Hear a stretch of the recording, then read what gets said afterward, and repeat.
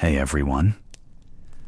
Tonight, we're entering the uncomfortable shoes of a medieval diplomat, a traveler who carried messages wrapped in flesh, but was often treated like a threat.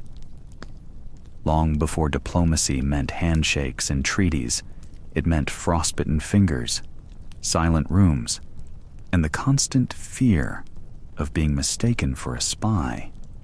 So, before you get cozy under that warm blanket, go ahead and like this video and subscribe to the channel. But only if what I do here genuinely helps you wind down at night. And hey, I'd love to know, where in the world are you watching from, and what time is it right now? There's something oddly soothing about knowing there are others awake with us, wandering through history together. Now, dim the lights. Light a candle if you've got one, or just let the soft glow of your screen settle in beside you. Close your eyes slowly and let the noise of today slip away. Imagine the chill of frosted roads beneath your boots, the creak of old wooden doors, the faint scent of mold and smoke swirling in the air. You're stepping into a world of whispered politics, shadowed halls, and cold nights where trust was as scarce as warmth. The road before you is not paved. It is not even flat. It curls like a broken seam across the countryside, muddy from last night's rain, edged in frost, and scattered with horse droppings. There are no signs, no mile markers, and no guards to ask for directions. You ride slowly, the wind biting through the thin wool of your cloak, the parchment in your saddlebag slowly dampening from the mist. You're a diplomat, they say, an emissary, a voice of reason from one realm to another.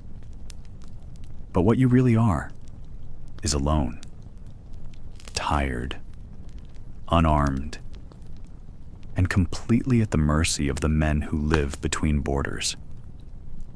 You were sent from your lord's keep 2 weeks ago, after 3 days of frantic writing and bickering among men who speak in circles and seal their words with wax.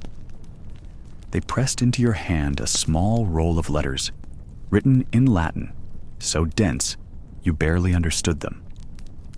One of them bears the seal of your king, another of the bishop, and one more, the important one, is addressed to a lord you've never met, whose land you've never seen, and whose opinion of your master may well be poor enough to get you thrown into a pit before nightfall.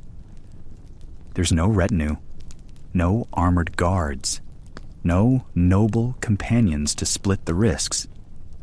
The truth is that you, like most medieval diplomats, were chosen not for your rank or your charm, but because you could write, or because you could read, or, if your superiors were feeling ambitious, because you were thought expendable.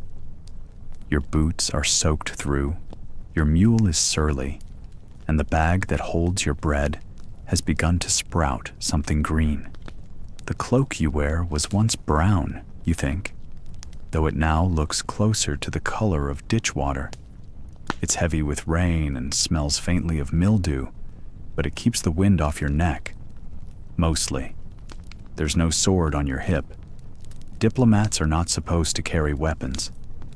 Carrying steel could suggest aggression. It could imply you don't trust your hosts. Of course, that would be accurate, but appearances matter, and so you've got nothing but a blunt eating knife and a crucifix. On the second night, you pass through a hamlet so small, it doesn't even have a name. The villagers don't ask who you are. They just stare. A man like you, dusty, road-worn, traveling alone, looks too well-fed to be a pilgrim and too poorly equipped to be a merchant. They assume one of two things. You're a tax collector or a spy. Neither earns you a warm welcome. You sleep in the stable, curled beside the mule. Somewhere nearby, Dogs bark until dawn. The letter in your bag grows heavier by the day, not in weight, but in consequence. Should it be stolen, the mission fails. Should it be opened, its contents might be twisted. Should the seal be broken before it reaches its destination, you'll be accused of betrayal, maybe even treason. The trouble is that these letters mean everything to the people who sent you, and nothing to the people who must receive them. And you, in between, are the unfortunate vessel, carrying both expectations and insults in one fragile scroll. You reach the castle on the 6th day. It rises from the mist like a bruise, stone walls stained dark with lichen, a gatehouse too narrow to be inviting. You are stopped by a guard who doesn't recognize the seal you offer. He speaks a dialect you barely understand. He peers at the document with squinting eyes and thick fingers. Then he disappears inside without a word, leaving you to sit for hours, hungry, cold, and trying not to fall asleep in your saddle. Eventually, you're led through the gate, but not to a hall. Instead, to a holding room, one with no fire, no chair, no food, just stone, straw, and the suspicion of foreign blood. You're left alone. Your letters are taken. Your name is written down, probably spelled wrong, and passed up to a man who will decide whether or not you're worth more alive than dead. This is the part of the job they never mention. The hours spent waiting to be acknowledged, the delicate power play of being ignored. Diplomacy is not only what is said, it is also how long you are made to wait before anyone listens.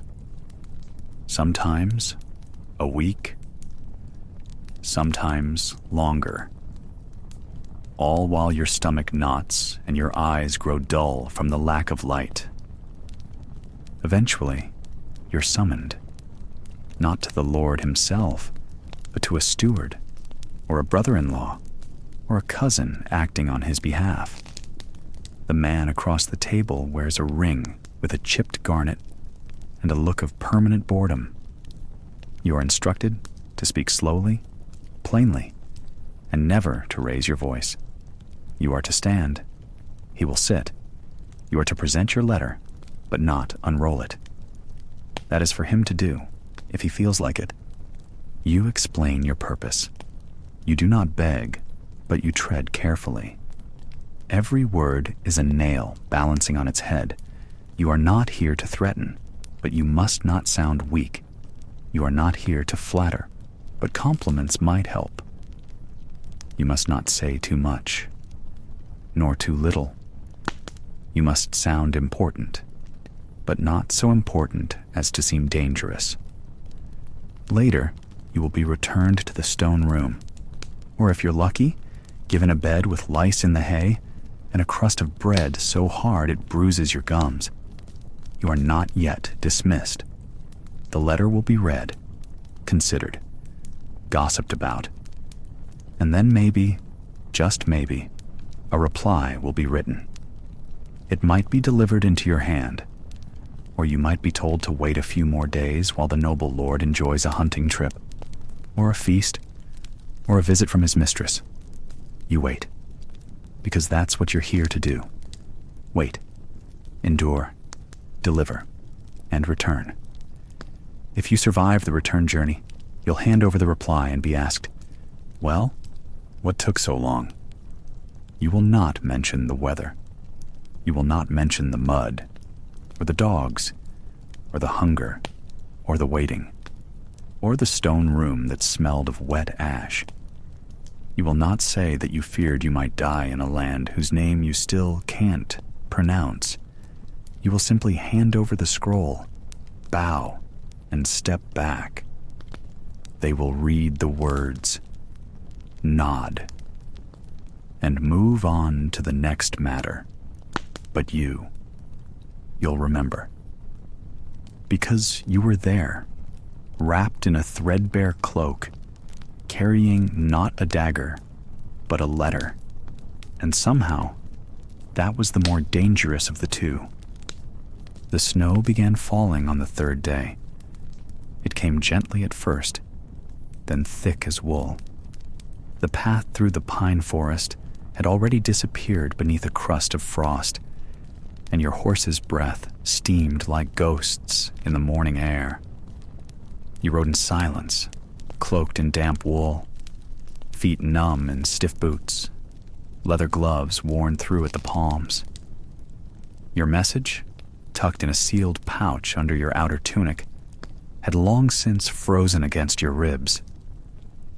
You'd been riding east for weeks now, past abbeys and frozen rivers, escorted by 2 guards who spoke little and grumbled often, their hands always on their swords when you passed through villages too quiet for comfort. By the time you reached the outskirts of the walled town, a gray, brooding place of wooden houses and soot-streaked chimneys, your left foot had gone completely dead from the cold. The guards gave your name to a sleepy sentry, wrapped in furs, who took one look at your saddle-worn party and vanished through the gate without a word. No invitation to enter, no offer of bread or wine, just a closed door and the moan of a frozen wind. You waited. An hour passed, then 2. You stayed seated, your back aching, legs stiff. No one came. Finally, the guards led you inside, their horses clopping through slush-soaked streets toward a small wooden guest house set near the market square. It smelled of mold and fish bones. The innkeeper's expression was one of vague suspicion, not disrespect, not overt hostility, just the blank look of a man who had learned to treat foreign visitors as potential burdens. He lit no fire, offered no stew. Just keys to a drafty upper room and a bucket of cloudy water, cracked through with ice. There was no food that night, no formal greeting from the local lord, no messenger summoning you to council. The guards, at least, found bread and ale at a nearby tavern, though they warned you not to follow. Locals didn't take kindly to soft-spoken men in foreign cloaks. You tried to sleep, but the mattress was little more than straw in a sack. Rats scurried overhead. The shutters rattled with wind. Every time the walls creaked, you imagined a blade sliding through them. And in the morning, when your joints had stiffened to stone and your stomach ached with hunger, still no one came. Not the steward, not a servant, not a single soul with word from the hall. This wasn't unusual. In the Middle Ages, you could expect no red carpet. More often, you were received with caution, if not outright suspicion. You might be mistaken for a spy, or worse, a messenger of war. And before you could earn a cup of warm wine or a seat near the fire, you had to prove you weren't a threat. That often meant waiting, not for hours, but for days, sometimes weeks. And in the meantime, you slept in inns like this, dark, damp places where the roof leaked in the straw stank of last week's guests, where you shared your walls with lice and your supper with mice, where you were watched through keyholes and listened to through cracks. You understood this wasn't negligence, it was politics. No lord wanted to show eagerness to receive a foreign envoy. To do so might suggest weakness or desperation. You were a message wrapped in flesh, and how you were treated reflected how the host court valued your master. So they made you wait, cold, hungry, anxious. They sent no horses, no greetings, not until they'd decided just how much your presence mattered. In some places, the delay was also a test. the local ruler might wait to see whether you could withstand discomfort. Would you complain? Would you bribe a servant for better quarters? Would you attempt to contact other nobles? Any such act could be twisted into insult or interpreted as overstepping the bounds of courtesy. It was a waiting game, and most of the time, you didn't even know the rules. 3 days passed in that inn. The water was never warm. The bread, when it finally came, was hard as stone. On the second night, a scullery boy dropped a wooden bowl of something like broth by your door without knocking. When you bent to pick it up, you noticed the innkeeper watching from the stairwell. Just watching, not speaking. On the fourth morning, a rider appeared, a page in crimson livery, short of breath and thin of face. He handed you a folded note bearing a wax seal. An invitation at last. The Lord would see you before Vespers. You were to dress in full formal attire, and you were expected to speak only when addressed. The meeting would come. It always did. And once in the hall, the candles would be lit, the musicians paid, the nobles gathered. Polite words would be exchanged, perhaps even wine poured.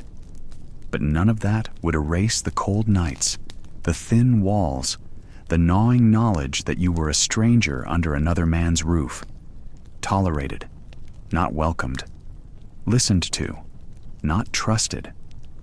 And even when the treaty was signed and sealed, even when you rode back west with the reply in hand, you would carry with you the memory of that first night, the silent inn, the taste of soot in the air, and the knowledge that diplomacy didn't begin in grand halls. It began in shadows, and it began cold. There is a silence in the chamber that feels thicker than smoke, the kind of silence that follows a misstep, a stumble of the tongue, a syllable misplaced like a knife turned the wrong way in the dark. You're standing near the center of a long wooden table, surrounded by unfamiliar banners, faces that study your every movement, and the flickering candlelight that dances across parchment and polished goblets.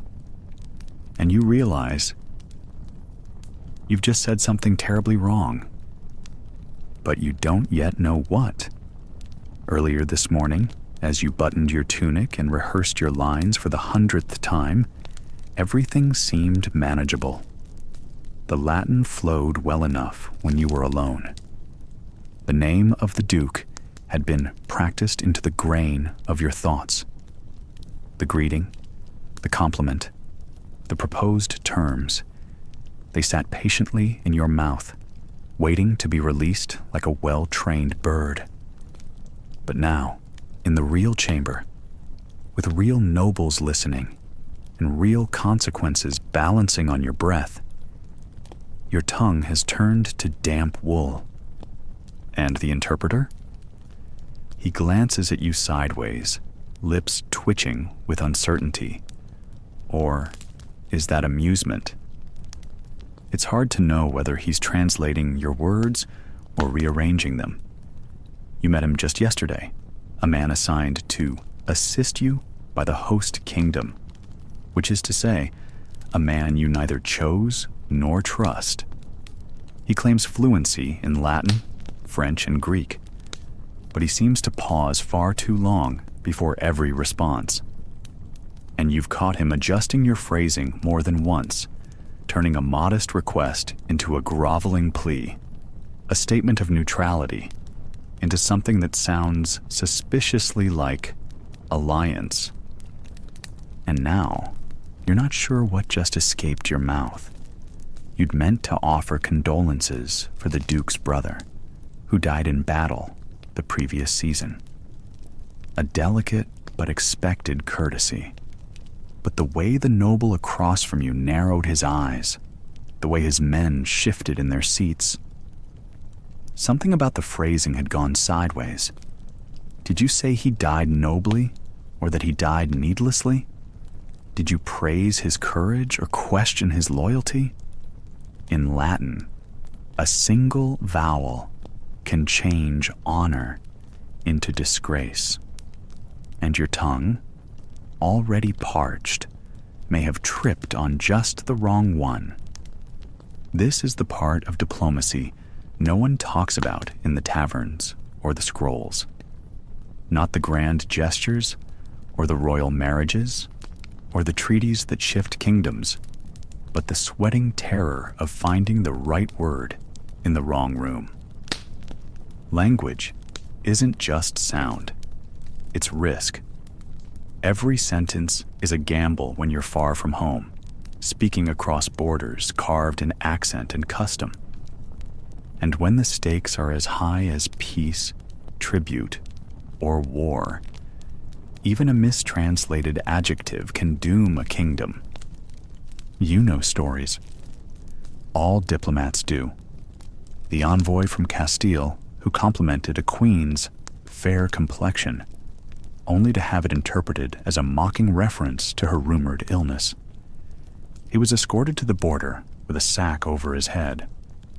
Or the Hungarian priest sent to Rome, whose Latin was so poor, the Pope's advisors believed he was confessing heresy, and had him locked up in a stone cell for 6 days before anyone clarified. Or worse still, the English knight who tried to broker a truce with the French crown, only for the court translator to quietly twist his message into an insult. He vanished before the next moonrise. No one knows what happened to him, or to the translator, for that matter. Even when interpreters are faithful, and not all of them are, there's still the barrier of tone. What sounds respectful in Arabic might sound submissive in Frankish ears. What feels firm in Greek can land as insulting in Old Norse. Some languages don't even have the same words for things like loyalty, honor, or shame. You try your best to adjust. But how do you speak precisely when the tongue you're borrowing doesn't have the same furniture as the one you grew up with? And then there's the pressure, the constant, crawling pressure of remembering who you're speaking for. You are not allowed your own voice, not here. Every word you utter belongs to your king, or your liege, or the bishops who wrote the letter now sealed in your pouch. You can't apologize when you err. You can't joke to lighten the room. You can't lean back and say, well, what I meant was, because what you meant doesn't matter. Only what was heard. The man beside you, the interpreter, clears his throat. He murmurs a correction in Latin. He claims the noble misunderstood, that your phrase was intended as praise. He nods as he speaks, perhaps trying to smooth the frayed fabric of this meeting. But you notice he's sweating now too. And you can't help but wonder, was it his error, or yours, or some tangled knot between both? The noble, for his part, doesn't respond. He simply lifts a goblet, drinks, and gestures for the next item on the agenda. Perhaps the moment has passed, or perhaps it hasn't. The rest of the meeting continues, each sentence laid out like planks across a chasm. You step carefully. Avoid metaphors, avoid sarcasm, avoid idioms, jokes, and anything that might be twisted by a tongue, not your own.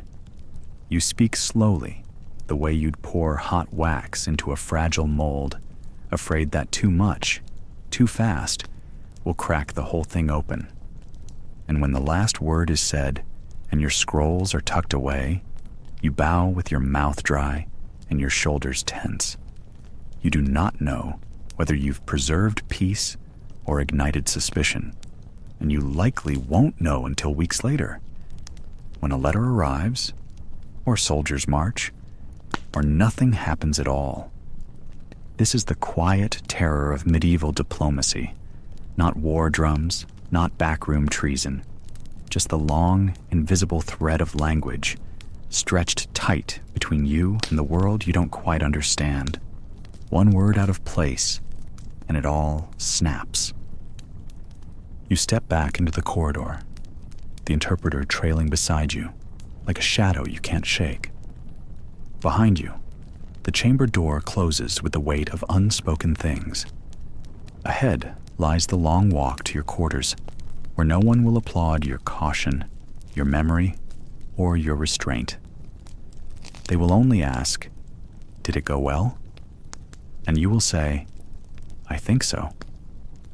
Because in the end, that's all a medieval diplomat ever has. The hope that the words they used were not the ones that got them killed. Again, you are the messenger of a king, a diplomat entrusted with a task that could change the future of your realm. But before your lips can even shape the first word of the treaty you've rehearsed in your head, before your scroll can be unfurled or your seal admired, there is one thing that must pass the test: the gift. Wrapped in silk, swaddled in expectation, and carried hundreds of miles on horseback, it's not just an offering. It is your opening move in a game of egos, suspicion, and finely sharpened etiquette. And make no mistake, if you get it wrong, everything else will unravel. You arrive at the gates of the castle long after dusk. Your horse stinks of sweat and your knees ache from days of bad roads, but the guards barely glance at you. Their eyes land on the embroidered satchel hanging from your saddle. That is what speaks for you. Not your titles, not your birth, not even the signet ring on your finger. The gift, its shape, its wrapping, its smell, its weight, will decide whether you are treated as a guest or a threat.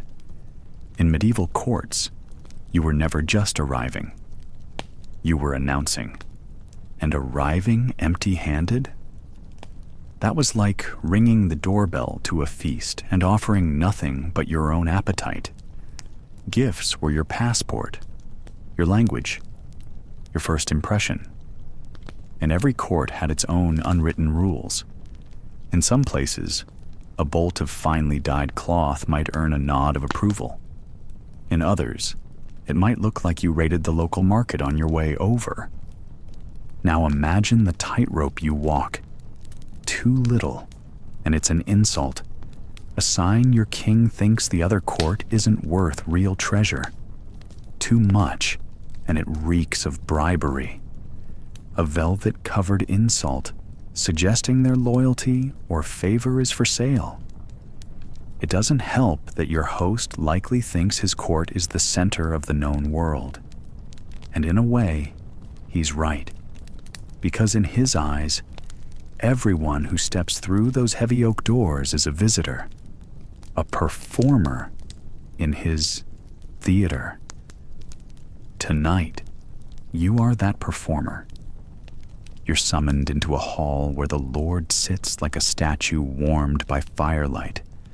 His robes shimmer with gold thread. The air smells of roasted boar and beeswax, and a dozen pairs of eyes follow your every movement. Stewards, scribes, his whispering advisors. The gift you carry has been cradled like a newborn for the past week. It's a drinking horn, carved from polished ivory, inlaid with silver bands etched with scenes from your kingdom's oldest legends. It cost more than your salary for the year. Your king said, "Make them believe it's worth even more." So, you bow, not too low, not too quickly, and extend the horn with both hands. The steward takes it and places it before the Lord. There is a silence, a dangerous, measuring silence. He inspects it, then glances at his advisor. You watch as lips tighten, eyes narrow. Is it enough? Too much? Did the legends etched into the horn offend him somehow? This was the problem. A gift wasn't simply a thing. It was a symbol, a signal, a puzzle box. Every detail could be misread. In the court of the Byzantines, you might present embroidered robes, only to realize the color you chose was reserved for the emperor alone, and now you've committed a crime of arrogance.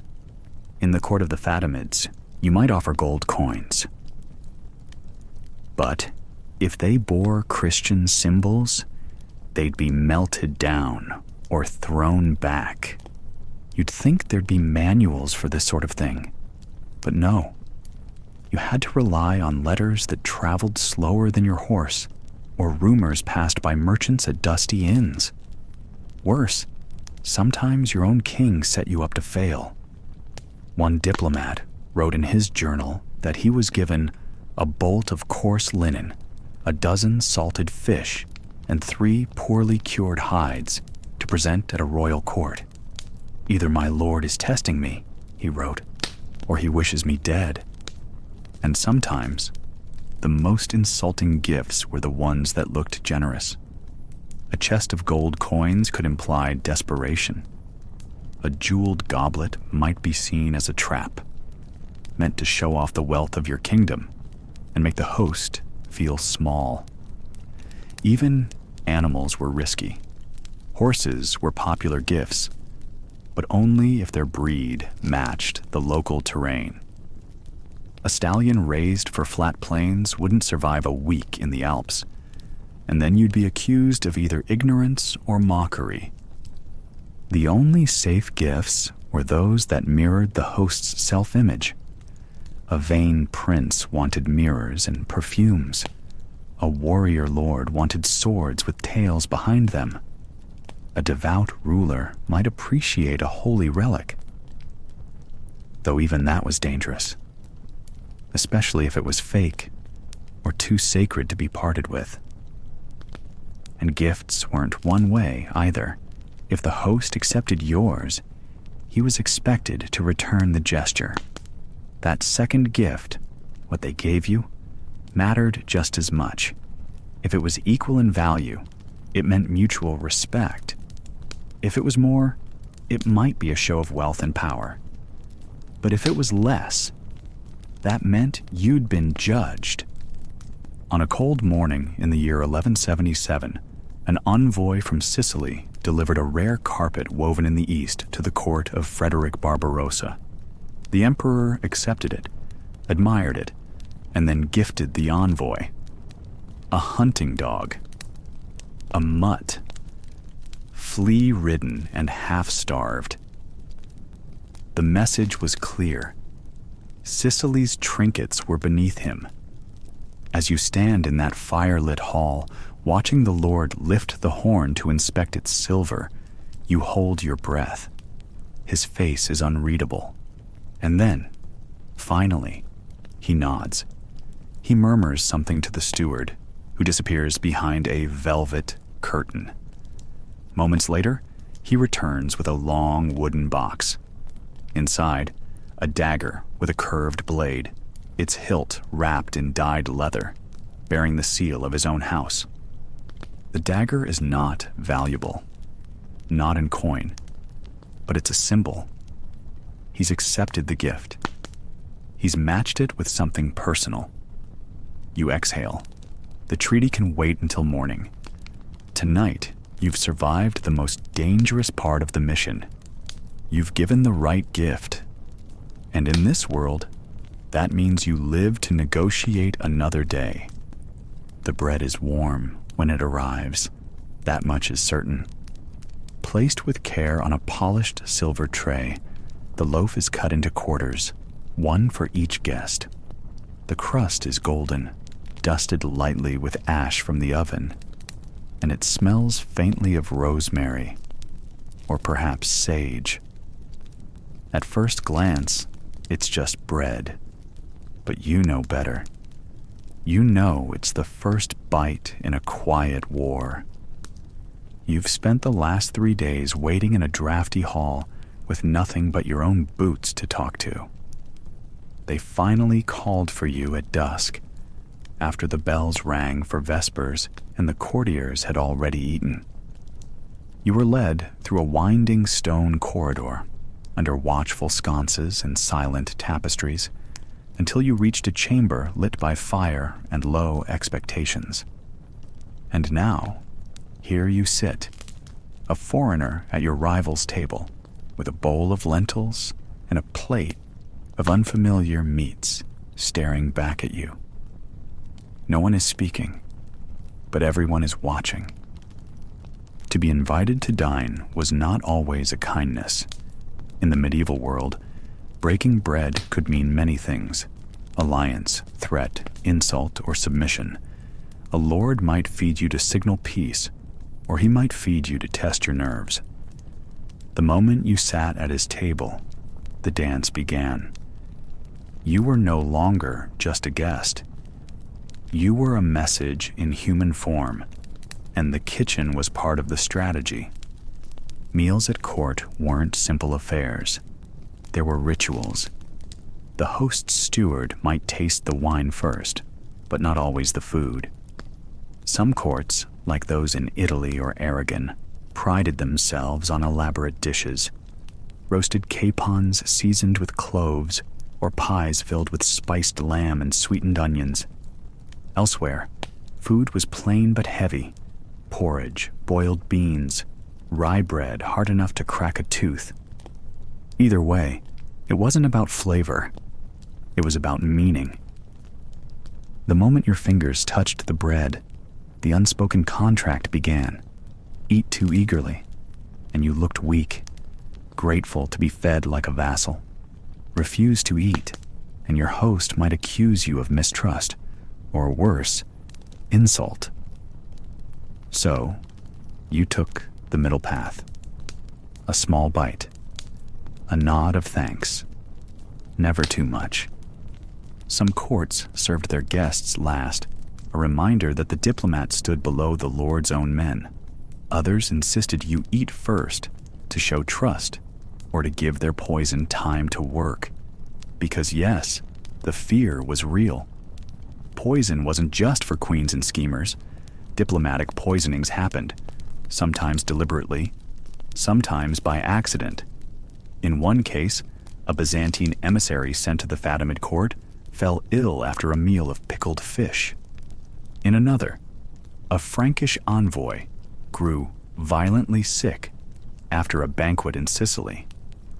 No one proved foul play, but no one forgot it either. Even without poison, food could be treacherous. A dish you didn't recognize might be a local delicacy, or an insult in disguise. A pork stew offered to a Muslim diplomat? A cruel joke. Wine served to a monk on fast? A provocation. The stakes were high, and etiquette was a minefield. And then there was the questioning. No feast passed in silence. Between bites of lamb or spoonfuls of peas, you would be asked about your king's intentions. What lands did he covet? Would he renew the trade deal? Was he still at odds with the bishop in Normandy? These questions were not idle. They were barbs wrapped in broth, jabs seasoned with salt. You answered carefully, with pleasantries and evasions, hoping your host would grow drunk before you said too much. Sometimes the food was too rich. Your belly, used to salted oats and turnip soup, couldn't handle saffron rice and cream-soaked pastries, and yet you couldn't excuse yourself, not without offense. You swallowed down nausea along with pride. Other times, the food was meant to impress. You were served swan, peacock, or boar's head glazed with honey, dishes so ornate you could barely find the meat beneath the garnishes. You smiled, pretended to enjoy it, and tried not to think about what the kitchen boys had done with the leftovers.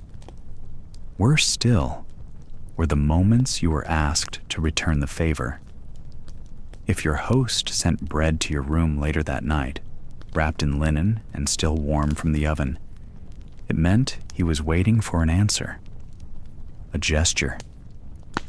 a bribe, or an agreement. Diplomacy didn't end with the meal. Sometimes it only began. There were moments, rare and brief, when a meal turned sincere, when a tired lord shared his last bottle of spiced wine, when a queen placed figs on your plate and smiled with something like humanity. But those moments were exceptions. Mostly, you sat with a straight back, chewed slowly, and prayed that the meat was just meat. Because food was never just food. Not here, not at court. Every loaf carried a weight.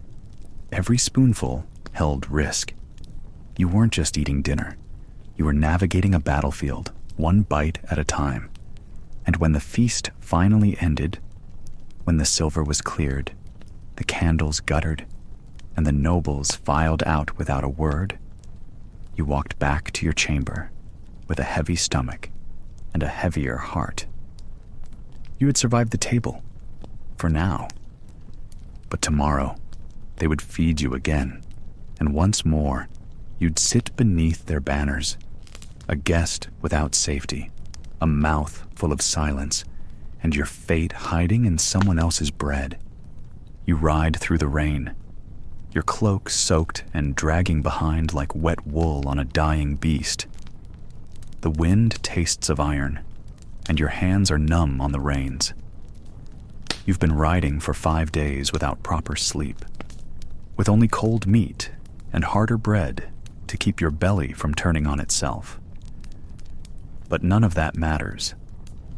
Not the bruises on your thighs from the saddle, not the soreness in your joints, not even the smell of the river mud drying under your boots.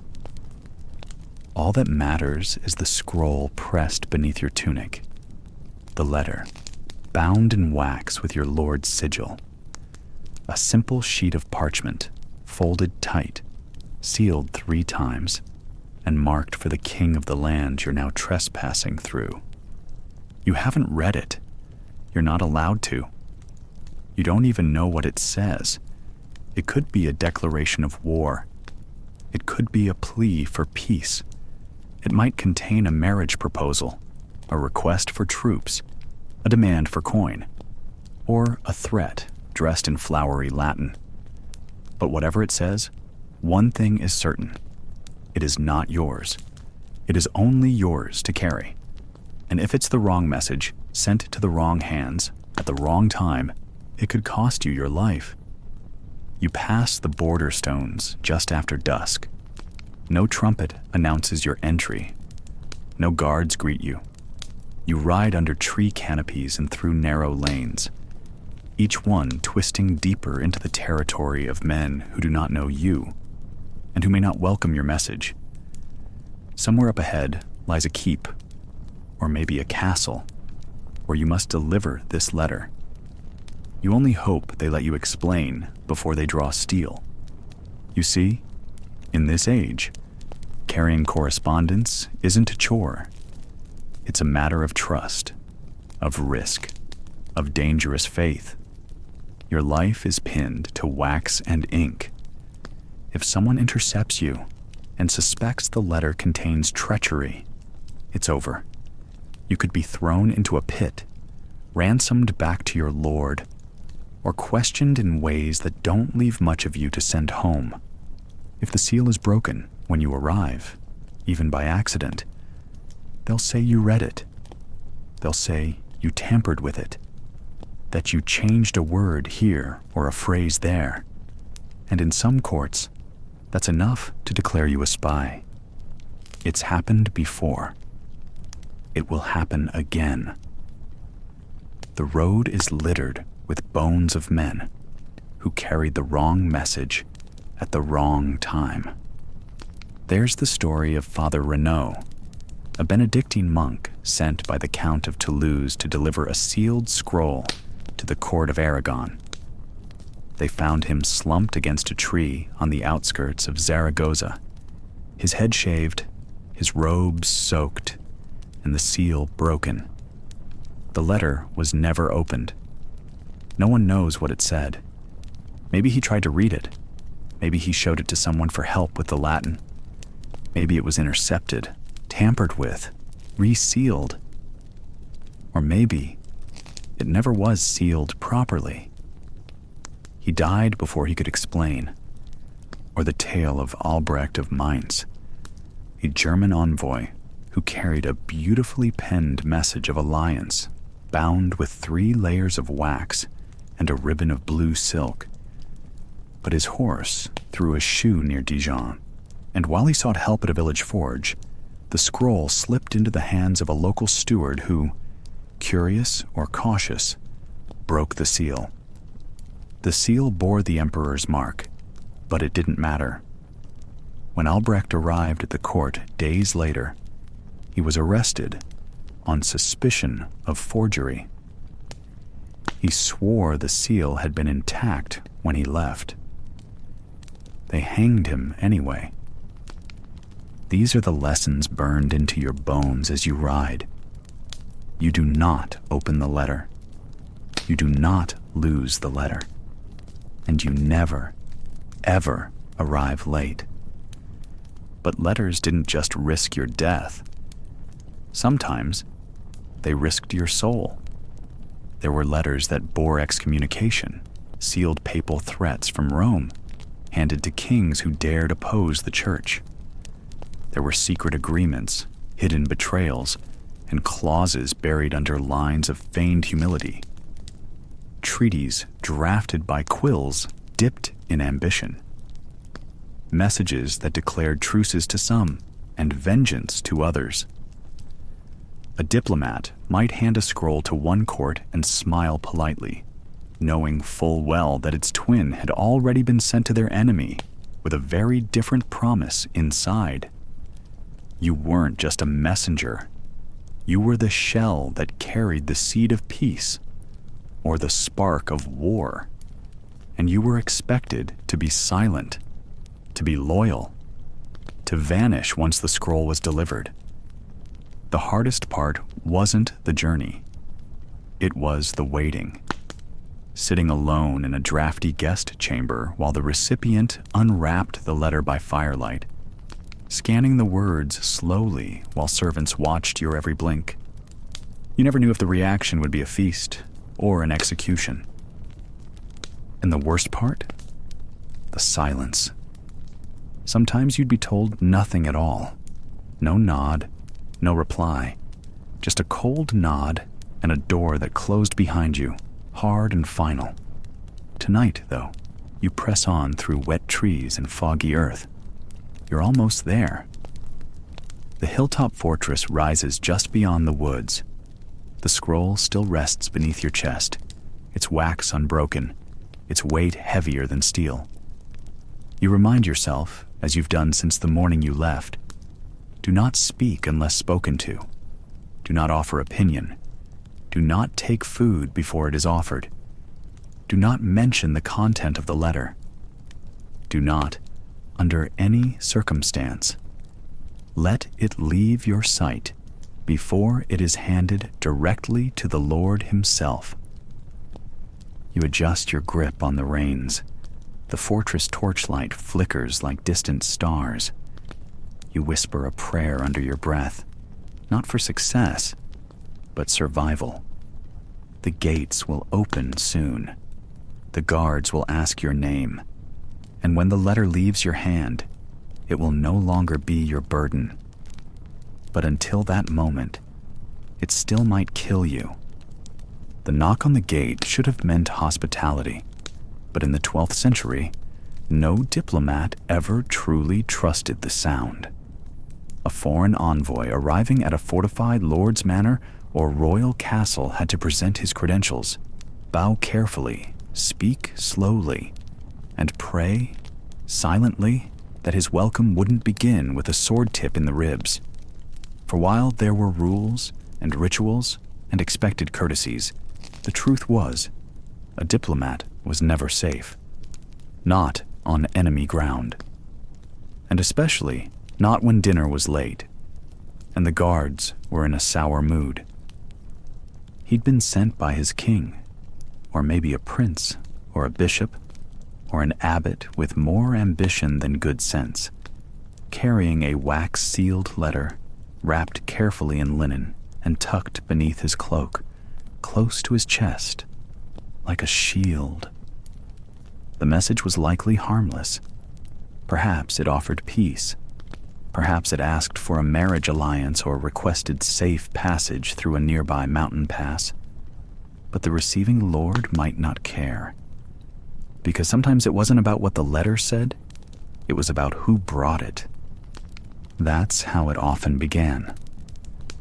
The diplomat would be brought inside the walls, disarmed if he was lucky enough to carry a dagger at all, then taken not to a grand hall or warming hearth, but instead to a damp antechamber, where he'd wait under the eyes of silent men holding spears.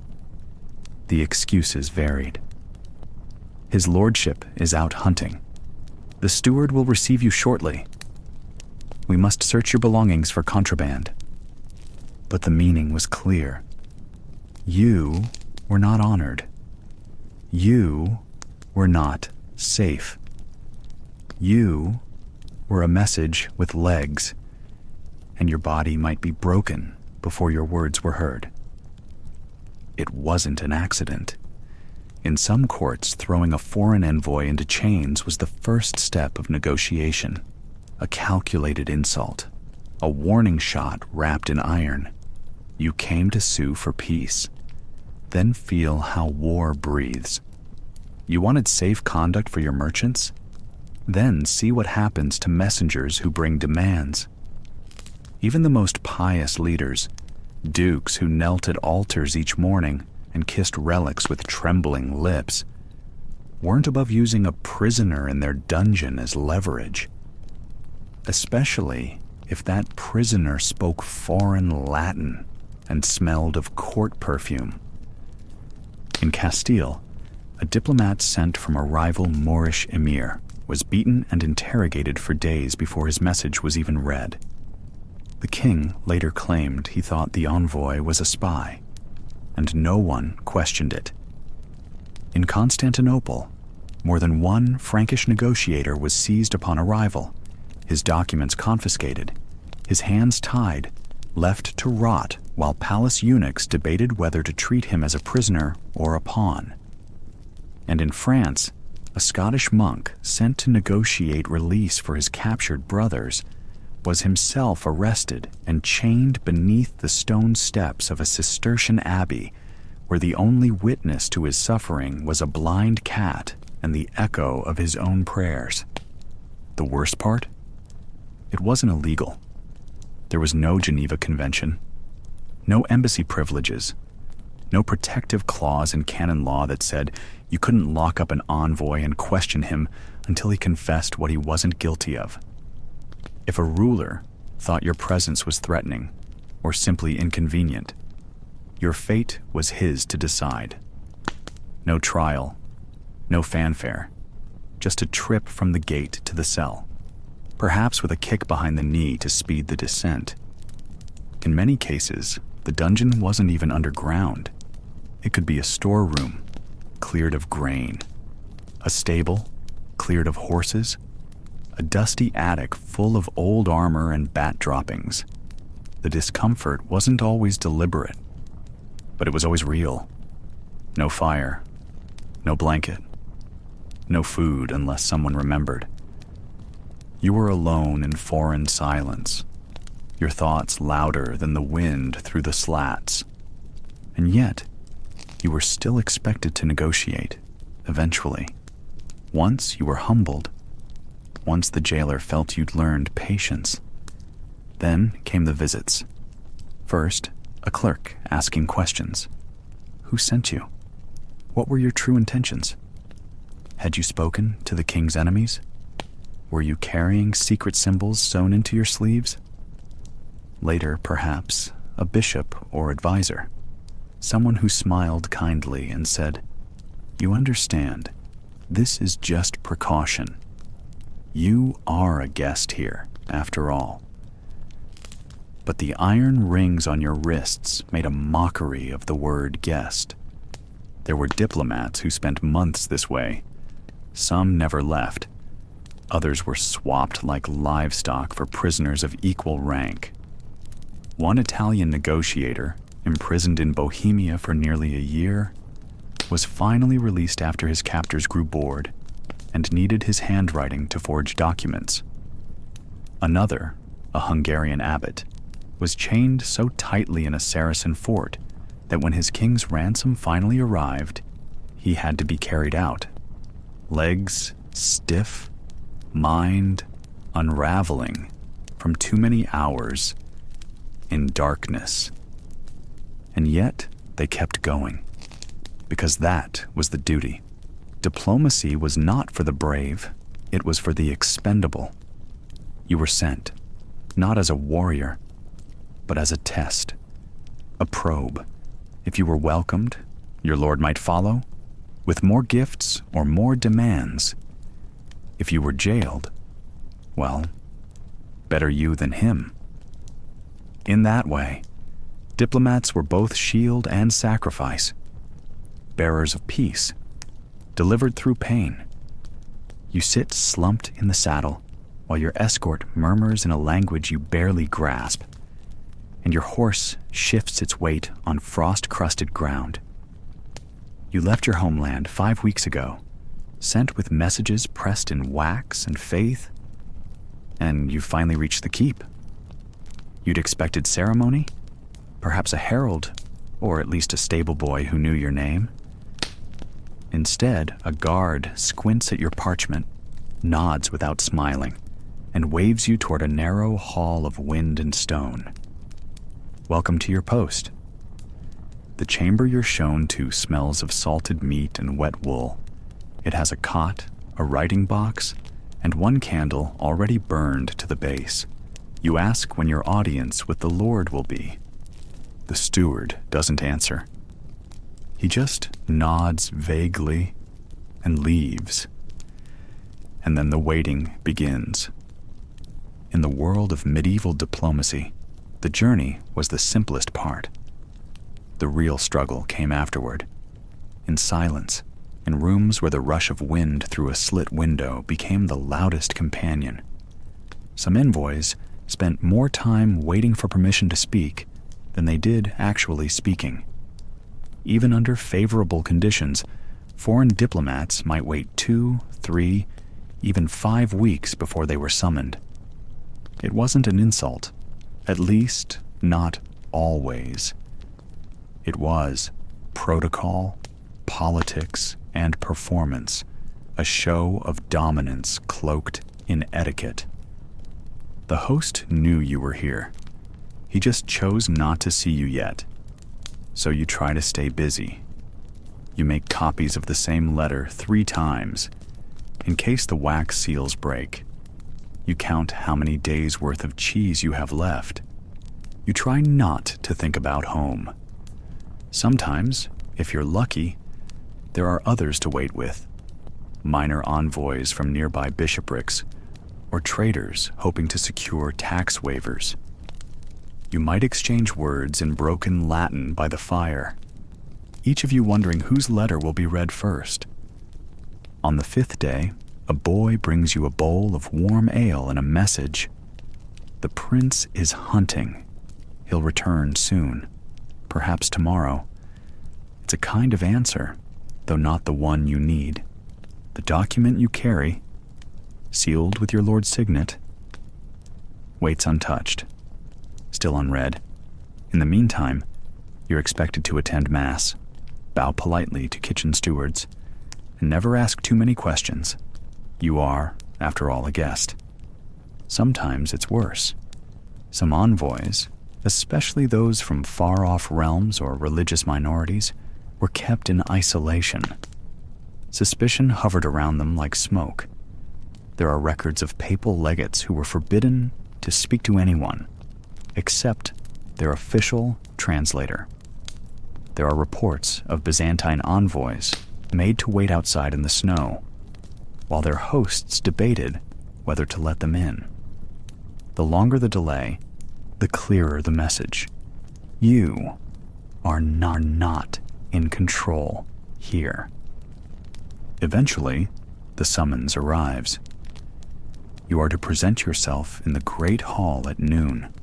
You dress carefully, in the garments you packed for this moment. Garments now creased and stale from weeks of travel. A servant fastens your outer cloak with a brass pin, mutters something that might be a blessing, and leads you down stone corridors lit by high, narrow windows. The great hall is full of noise. Dogs bark, courtiers murmur. A minstrel plucks at a harp without playing anything in particular. The Lord is seated at the far end beneath a canopy of embroidered lions, tearing bread with thick fingers and not looking at you. You stand silently until a herald gestures.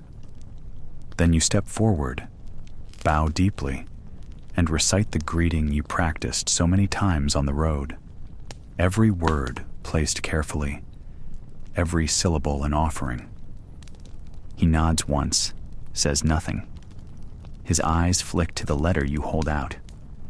One of his advisors, a man with red fingers and a bad cough, takes it, peels open the seal, and begins to read. You don't know what part he's reading. You only know that no one is speaking, and that your heart has started to thump harder than it did on the battlefield 3 years ago. The Lord finally speaks. "We shall consider the matter," he says, as if he's asking you to wait a moment while he finishes his wine.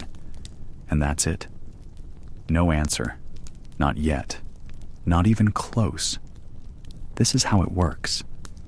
Medieval diplomacy moved at the speed of politics and personality. Rulers might spend weeks consulting advisors, bishops, merchants, even astrologers before responding to a letter. There were councils to call, rivals to placate, terms to rewrite. Some kings delayed simply to see if a better offer would arrive. Others enjoyed watching their guests squirm. Occasionally, the delay was genuine. A harvest had failed, or the chancellor was dead, or the court was moving to its winter castle. But more often, the silence was strategic. In the meantime, you linger. You attend feasts without appetite, forced to pretend enjoyment while nobles gossip about border skirmishes and trade routes. You smile too much. You bow too often.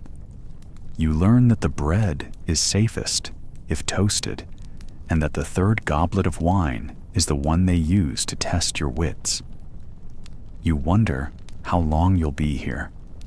You wonder if your message was even understood. Some envoys waited months for a reply, only to be told their request had been declined. Others left empty-handed, having never even seen the ruler they were sent to meet. A few gave up altogether, writing home in shame, asking for new instructions. And then there were those who waited so long, the political landscape changed beneath their feet. Kings died, wars broke out, and their missions became obsolete before they ever received an answer. So, you stay where you are, far from home, dependent on the goodwill of a man who speaks in riddles and delays in months. Each sunrise brings another meal you cannot afford to insult, another hallway you walk alone, another letter you write in duplicate in case something happens to the first.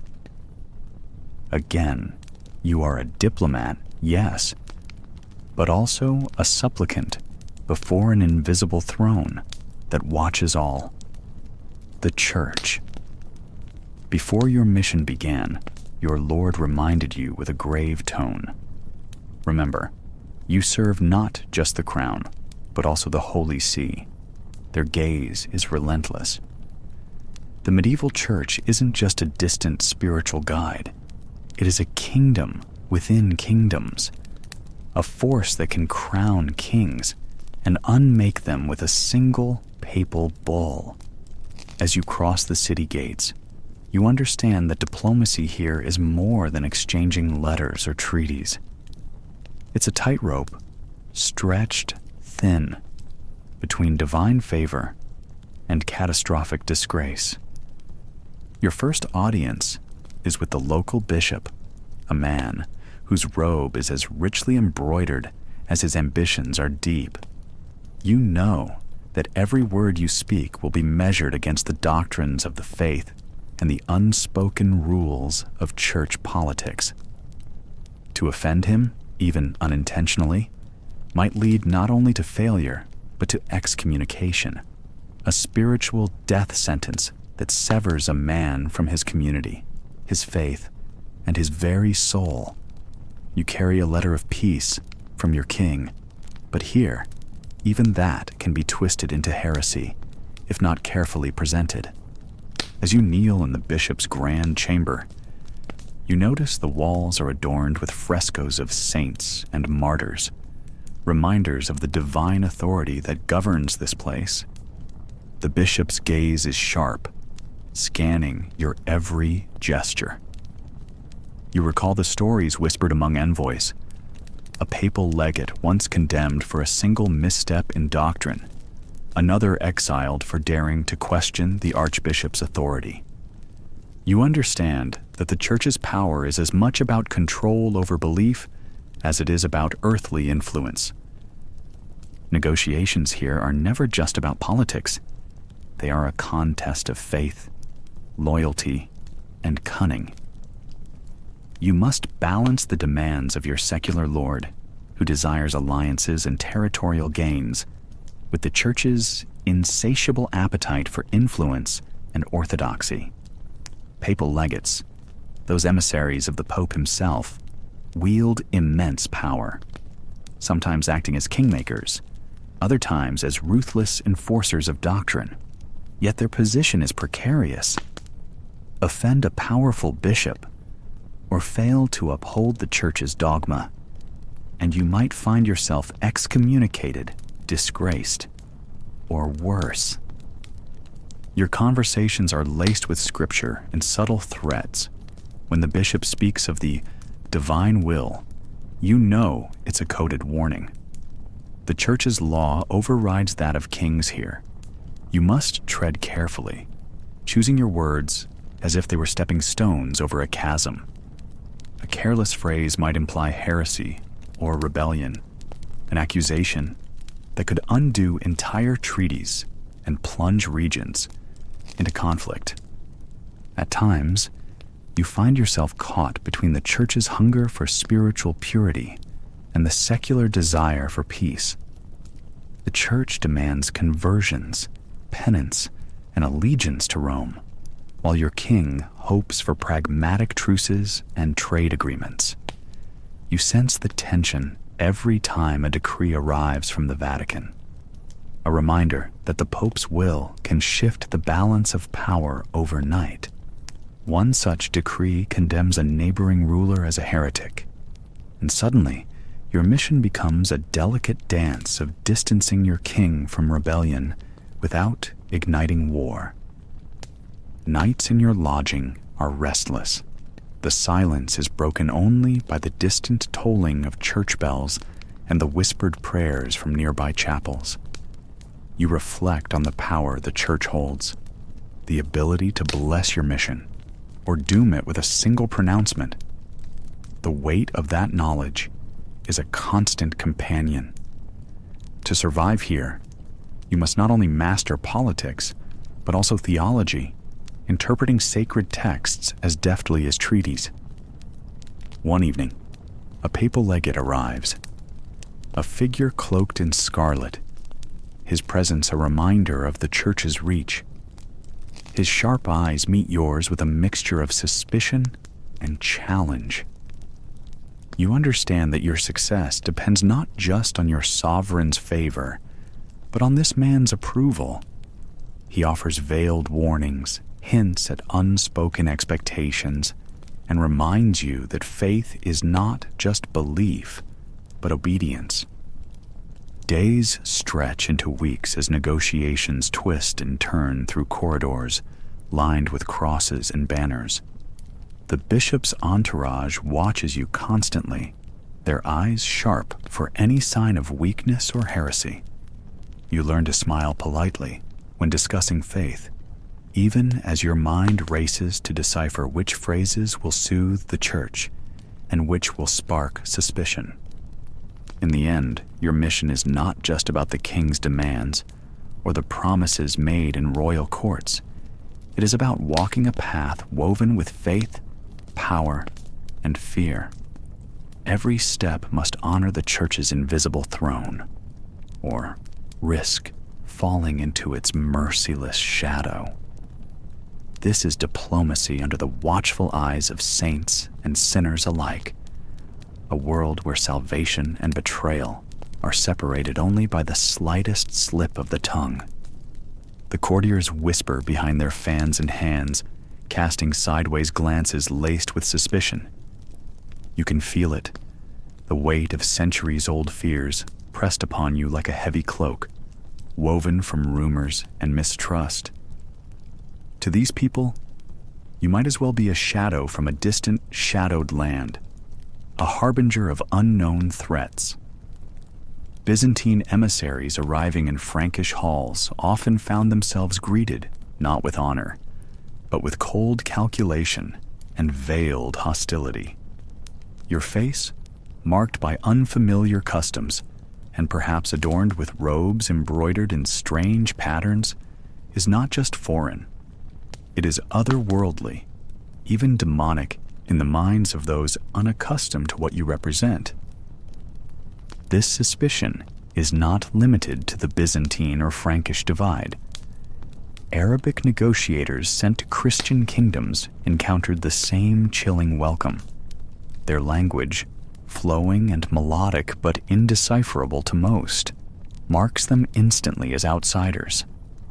The very sound of their voices sets nerves on edge, and the religious gulf widens the divide.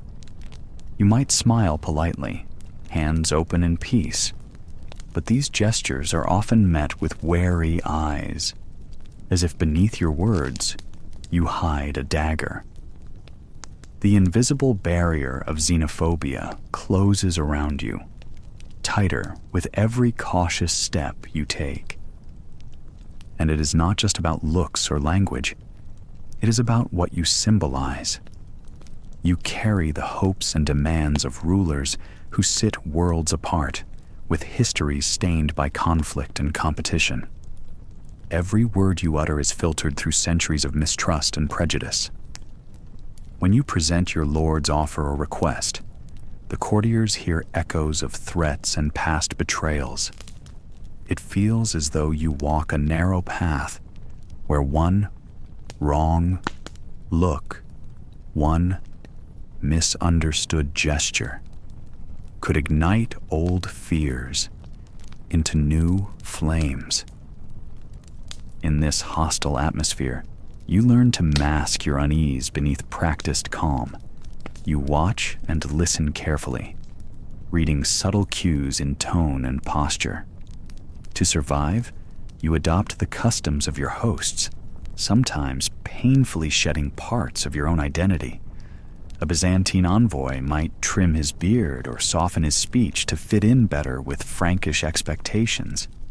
An Arabic diplomat could don Western-style robes, trying to appear less alien. Yet, no matter the effort, the sense of being perpetually the foreigner lingers. Worse still, the courts are rife with gossip and intrigue. Rumors spread like wildfire, and a misplaced word can label you a spy or a witch. Some accuse foreign diplomats of dark magic or secret pacts with demons. A fearful attempt to explain what is not understood. You become not just a messenger, but a symbol of all that is strange and feared, a scapegoat for anxieties that run deeper than politics. Yet, despite these barriers, diplomacy must continue. Kingdoms cannot afford to burn all bridges, no matter how thick the mistrust. So you, the foreign face, learn to build fragile bridges of understanding, weaving threads of common interest through the dense fabric of suspicion. Every small sign of respect you earn, a shared meal, a polite exchange, a gift accepted without disdain, becomes a victory against the tide of xenophobia. But even these victories are tinged with caution. You never forget the many diplomats who disappeared into shadowy cells, accused unjustly or caught in webs of paranoia. The price of being the other can be imprisonment or worse. You tread carefully, knowing that your face alone can make you suspect.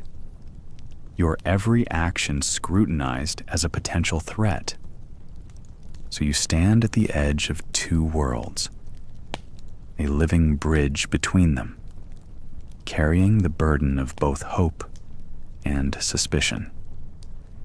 You step into a dimly lit chamber, the walls heavy with tapestries muffling the sounds of the bustling court beyond.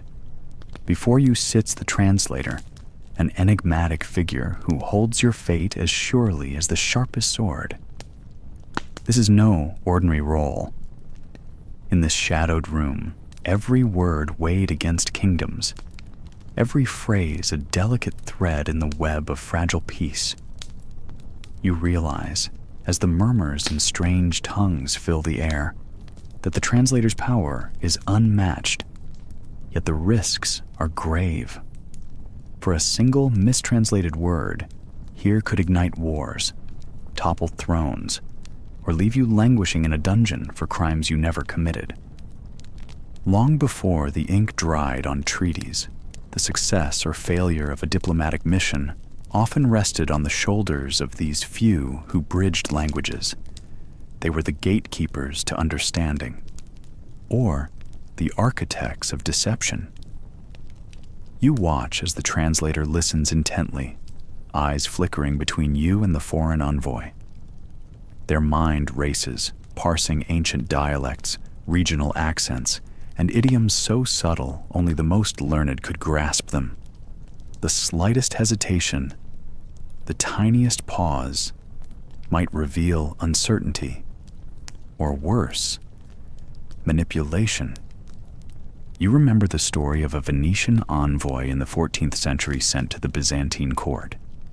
His interpreter, a man fluent in Greek and Venetian dialects, was suspected of altering messages. The envoy's instructions were twisted, turning an offer of alliance into a demand for tribute. The Byzantine emperor, insulted, withdrew from talks. Back home, the envoy was accused of treason, a victim not of his own words, but of the translator's skillful distortion. You feel the weight of that fate pressing down, realizing how trust in a translator was as fragile as the parchment treaties they read. Translators were not mere mouthpieces. They were actors in a dangerous play, sometimes working for their own interests or those of a rival power. Some used their position to sow discord, bending messages like blacksmiths shaping hot iron. Their mastery over language gave them a unique leverage. A misplaced word, a subtle shift in tone, and an envoy might unknowingly deliver insults instead of courtesies. Worse still, they might unwittingly convey false promises, igniting hopes that would be cruelly dashed when true intentions surfaced. You sense the translator's gaze flicker towards you, gauging your understanding, your reaction. You remember that many envoys learned to distrust not only the foreign court, but their own interpreters. Some carried their own trusted linguists. Others resorted to gestures, drawings, or cryptic code words to circumvent the risks. Yet even the most careful could fall victim to the treachery hidden in translation. Imagine sitting at a medieval banquet where negotiations took place over richly laid tables. The translator whispers in your ear, rendering the opposing lord's words. You smile politely, nodding at promises of friendship. But in truth, the translator's lips twist the message, turning goodwill into veiled threats. Behind the polite smiles, suspicion grows. You know that any misstep here could mean years of war or brutal reprisals. You think of the rare moments when translators risked their lives to remain true to both sides. They were caught between loyalty and survival, often threatened with execution if caught conveying the wrong message. Some left behind memoirs recounting nights spent trembling, deciphering speeches while aware that a single error could doom entire populations. Their lives were a constant gamble with language as the dice. As the chamber grows quieter, you realize the full extent of the peril. Diplomacy was not just about kings or armies, but about words, fragile, powerful, and sometimes deadly. You remember that mistranslation once turned peace into battle, and that a faithful interpreter could be the difference between lasting alliances and centuries of conflict. You glance at the translator one last time, understanding the invisible thread that ties you both together. In this world, where every word carries weight beyond its meaning, trust is the rarest currency and the highest risk. The translator is both your shield and your greatest threat, wielding language as a weapon sharper than any sword. And as the foreign envoy finally stands, ready to deliver their response, you know that the fate of nations will hinge on the next phrase, whispered in a language only a few can truly command. You mount your horse at dawn, the chill of the morning air biting through your thin cloak, and you already feel the dull ache settling deep beneath your skin. This journey is not just miles on a map. It is a trial of endurance that no parchment treaty can prepare you for. You are a medieval diplomat, charged with carrying delicate messages and forging fragile alliances, but your first battle is against the road itself. For weeks, your body will be tossed and bruised by the relentless sway of the saddle, your limbs stiffening with every jolt as you traverse hills steep enough to make the beasts stumble and forests thick with shadows where bandits lurk, watching, waiting. The horse beneath you is no thoroughbred, pampered and polished. It is a stubborn, weathered creature, accustomed to trudging over uneven terrain and through muddy tracks carved by countless feet before you. Each morning you rise, your joints protest, as if you have aged decades overnight. The once fresh breeze is soon replaced by dust, sweat, and the pungent smell of leather and unwashed bodies cramped beneath woolen cloaks.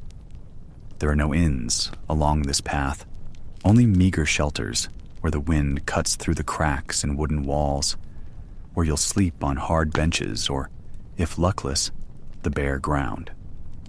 Yet, you must arrive at your destination, not just alive, but unbowed. The court awaits a polished envoy, articulate and composed, not a bedraggled traveler who smells of sweat and hardship. You can already feel the blister forming where your thigh rubs relentlessly against the saddle. It's an insidious pain, the kind that festers silently before it bursts into unbearable agony.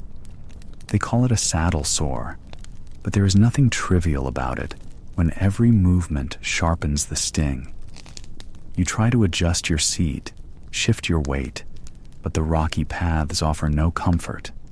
The cold rain soaks your cloak one day, the blister bursts the next, and still, you must press on. The forest you enter next is a gauntlet of whispers and unseen eyes. The canopy is so dense that even midday light feels like twilight beneath the leaves. Every crack of a twig makes your heart leap.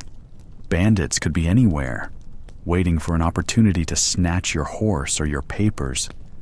or worse. Your hand never strays far from the small dagger hidden beneath your cloak, a last resort in a world where diplomacy sometimes demands force. But violence is a bitter admission of failure, a stain on the fragile trust you must build between kingdoms. So you swallow your fear, bite back the urge to scan the trees too often, and ride on. Food is a luxury seldom afforded. You nibble on dried bread hardened by time, and your water skin is often half empty, the liquid stale or mingled with the earth's grit. Your body cries out for nourishment, but there is no feast awaiting you, only the promise of a courtly banquet once your mission succeeds. You dream of that distant table, of roasted meats and wine poured in fine goblets, the laughter and music of a foreign hall. But for now, you endure hunger and thirst in silence. Illness is another cruel companion. One damp night in a drafty hut, your limbs grow heavy and your throat raw. Fever creeps in, sapping your strength. But there is no healer for miles, no apothecary's touch to soothe your burning skin. You wrap yourself tighter against the cold, willing your body to hold on. For failure means more than just your own death. It could mean war. When you finally reach the outskirts of the city, your horse's hooves clatter against cobblestones, a sound both foreign and welcoming. You think of the miles behind you, the hills conquered, the forests survived, the sores and bruises hidden beneath layers of fabric. Your boots are caked with mud, your hands cracked and stained, yet you must appear as a representative of your lord's dignity. So you wash as best you can in a cold basin, scrub your face raw, and change into the finest clothes you carry, still smelling faintly of travel and toil. You arrive at the border under a gray sky, the weight of your sealed letters pressing against your chest like a secret, too heavy to carry. The road behind you is a winding thread of mud and stone, stretching back to your lord's court, where the words you bear were crafted carefully, words meant to soothe tempers, forge alliances, or maybe just keep the peace for a little while longer. But here, at this cold frontier, no one sees you as a mere messenger. To the guards eyeing you from behind thick wooden palisades, you are something far more dangerous. A spy. In medieval times, the line between diplomat and spy was razor-thin, often invisible. Carrying messages across borders was never a simple errand. The moment you stepped into another ruler's land, suspicion clung to you like a shadow. Were those letters truly for the court's eyes, or a code for secret plans to topple a throne? Did you pass information on trade routes, military weaknesses, or whispered betrayals? The answer didn't matter as much as the fear it inspired. You remember the tale of Jean de Carouge, a 14th century French knight and envoy, who once crossed into enemy territory carrying a letter that, depending on who told the story, either saved a fragile truce or sparked a deadly war. On one side, Jean was a noble messenger, his hands stained with ink and honor. On the other, he was accused of spying by the English, who detained him in a damp dungeon for months, threatening torture to extract secrets that didn't exist. The uncertainty of his fate was a constant torment, a reminder that being a diplomat was a dangerous dance on a razor's edge. Or take the story of Giovanni da Pian del Carpine, a Franciscan friar sent by Pope Innocent IV in 1245 as a papal envoy to the Mongols. Crossing frozen steppes and hostile tribes, he risked much more than cold and hunger. To the Mongol rulers, This stranger bearing the Pope's letters might have been a spy, a man with hidden intentions far beyond peaceful words. Giovanni had to carefully choose his words and his behavior, constantly aware that a single misstep could see him branded a traitor, or worse, killed. His mission wasn't just about diplomacy. It was a test of survival amid suspicion so thick it could suffocate. You yourself know this fear well. Every step you take is measured, your every word scrutinized. Even your mannerisms betray you before your lips move. In medieval courts, the concept of honor was as fragile as fine glass, and any envoy caught in a lie, or even perceived deception, could find their fate sealed by the sharp edge of a sword or the cold embrace of a cell. And yet, being a diplomat meant embracing this dangerous role. When you crossed a border, you wore two faces: the courteous ambassador, who smiled and bowed, and the watchful spy whose mind parsed every glance, every whispered conversation, every half-smile for hidden meaning. In truth, spies and diplomats often were one and the same, their survival dependent on how well they could blur the line between the two. Consider the incident of William of Rubruck, a 13th century Flemish monk sent as an envoy to the Mongol Empire. His journey was filled with peril not just from the harsh landscapes, but from the constant suspicion he endured.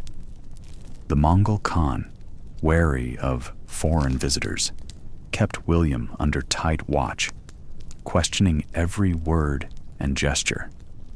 In that atmosphere, a messenger's letter was as good as a spy's secret plan, and one misinterpreted phrase could have meant death. But suspicion did not come only from foreign courts. Even your own rulers doubted you. Reports from envoys often returned twisted or incomplete, raising questions about your loyalty. You might be suspected of passing secrets to the enemy, or of failing to report truths that might anger your sovereign. Being a diplomat was a lonely role, walking a narrow bridge between two worlds, with neither fully trusting you. Sometimes the stakes were even higher. Envoys accused of spying faced imprisonment, torture, or execution. They might be paraded as prisoners to humiliate their kingdom, or exchanged in prisoner swaps that felt more like political pawns traded in a deadly game. Your life hung on the goodwill of rulers who saw your presence as a threat, not a promise. Yet, despite the danger, diplomacy was the fragile thread holding together kingdoms on the brink of war. Every letter you carried, every meeting you attended, could mean the difference between battle or peace. But peace was always tentative, fragile, and diplomacy never guaranteed safety. And so, you move forward with measured steps, your heart steady, but your mind alert. You know that to some, you are a trusted envoy, a bearer of peace. To others, you are a spy, an enemy cloaked in silk and polite words, carrying secrets meant to unravel their world. The border you cross is not just a line on a map. It is a razor's edge between life and death, trust and betrayal, messenger and spy.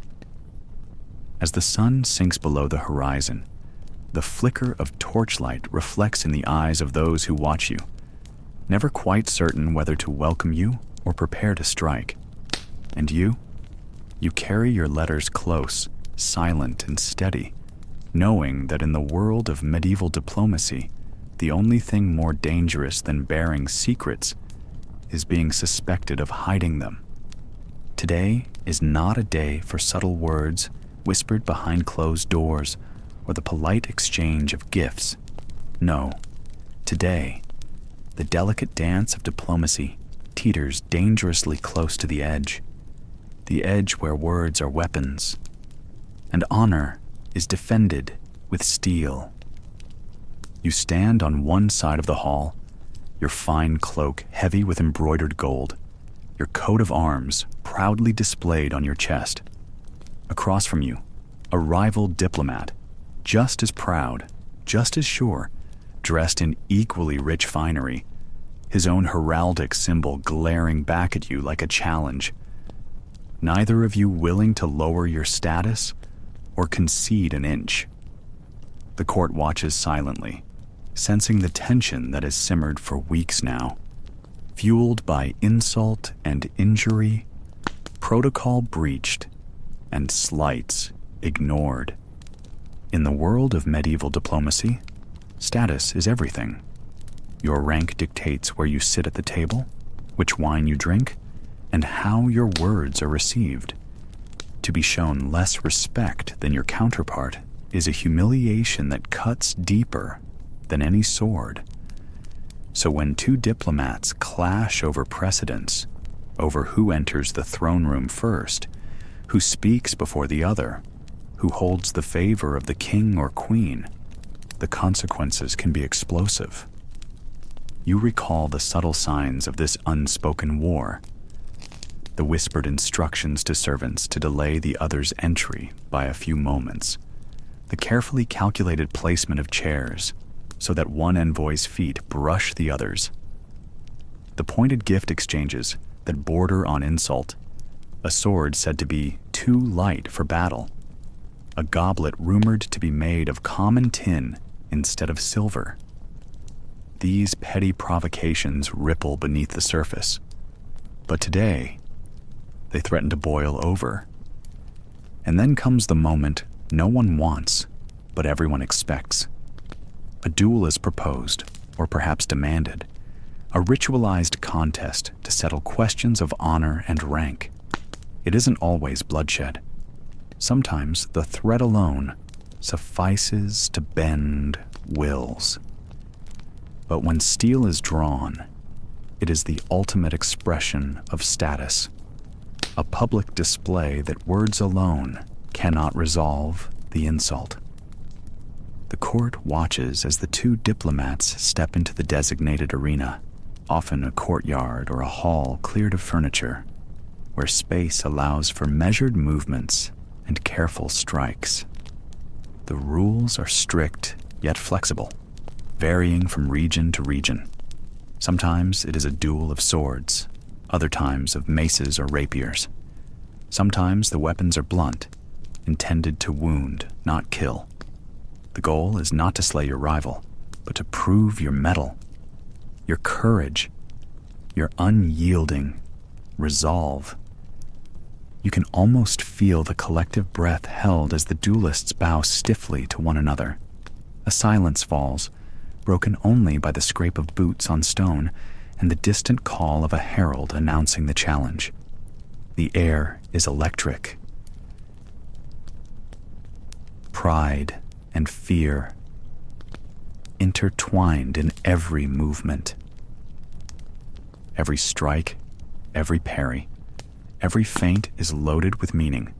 To falter is to concede weakness, to yield disgrace. Yet, outright violence is dangerous. Kings and queens often intervene to stop fights before they become deadly. After all, these men represent not just themselves, but entire realms. Their reputations, their sovereign's honor, and sometimes the fragile peace between nations hang in the balance. You remember the story of the English envoy, who, facing a slight from a French counterpart, accepted a challenge to a duel in the castle courtyard. Both men fought with practiced skill, but when the Frenchman's sword grazed the Englishman's arm, the fight was halted by the Queen herself. She declared the matter settled, the Englishman's blood spilled, but honor intact.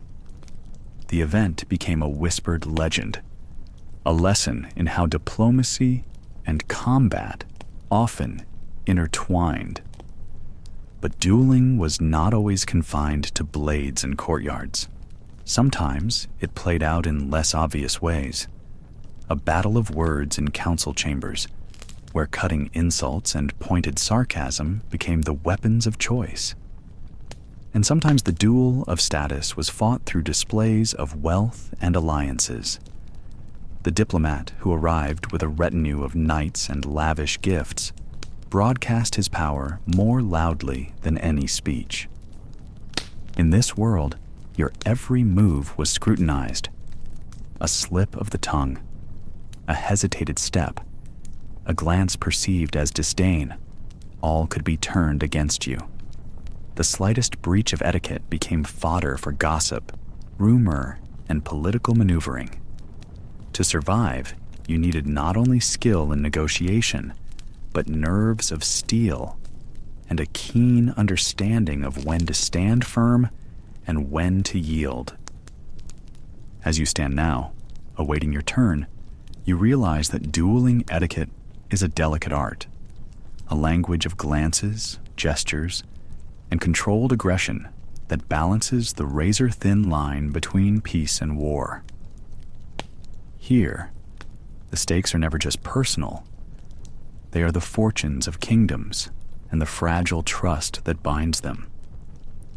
And so, you raise your sword, steady your breath, and prepare to face your rival.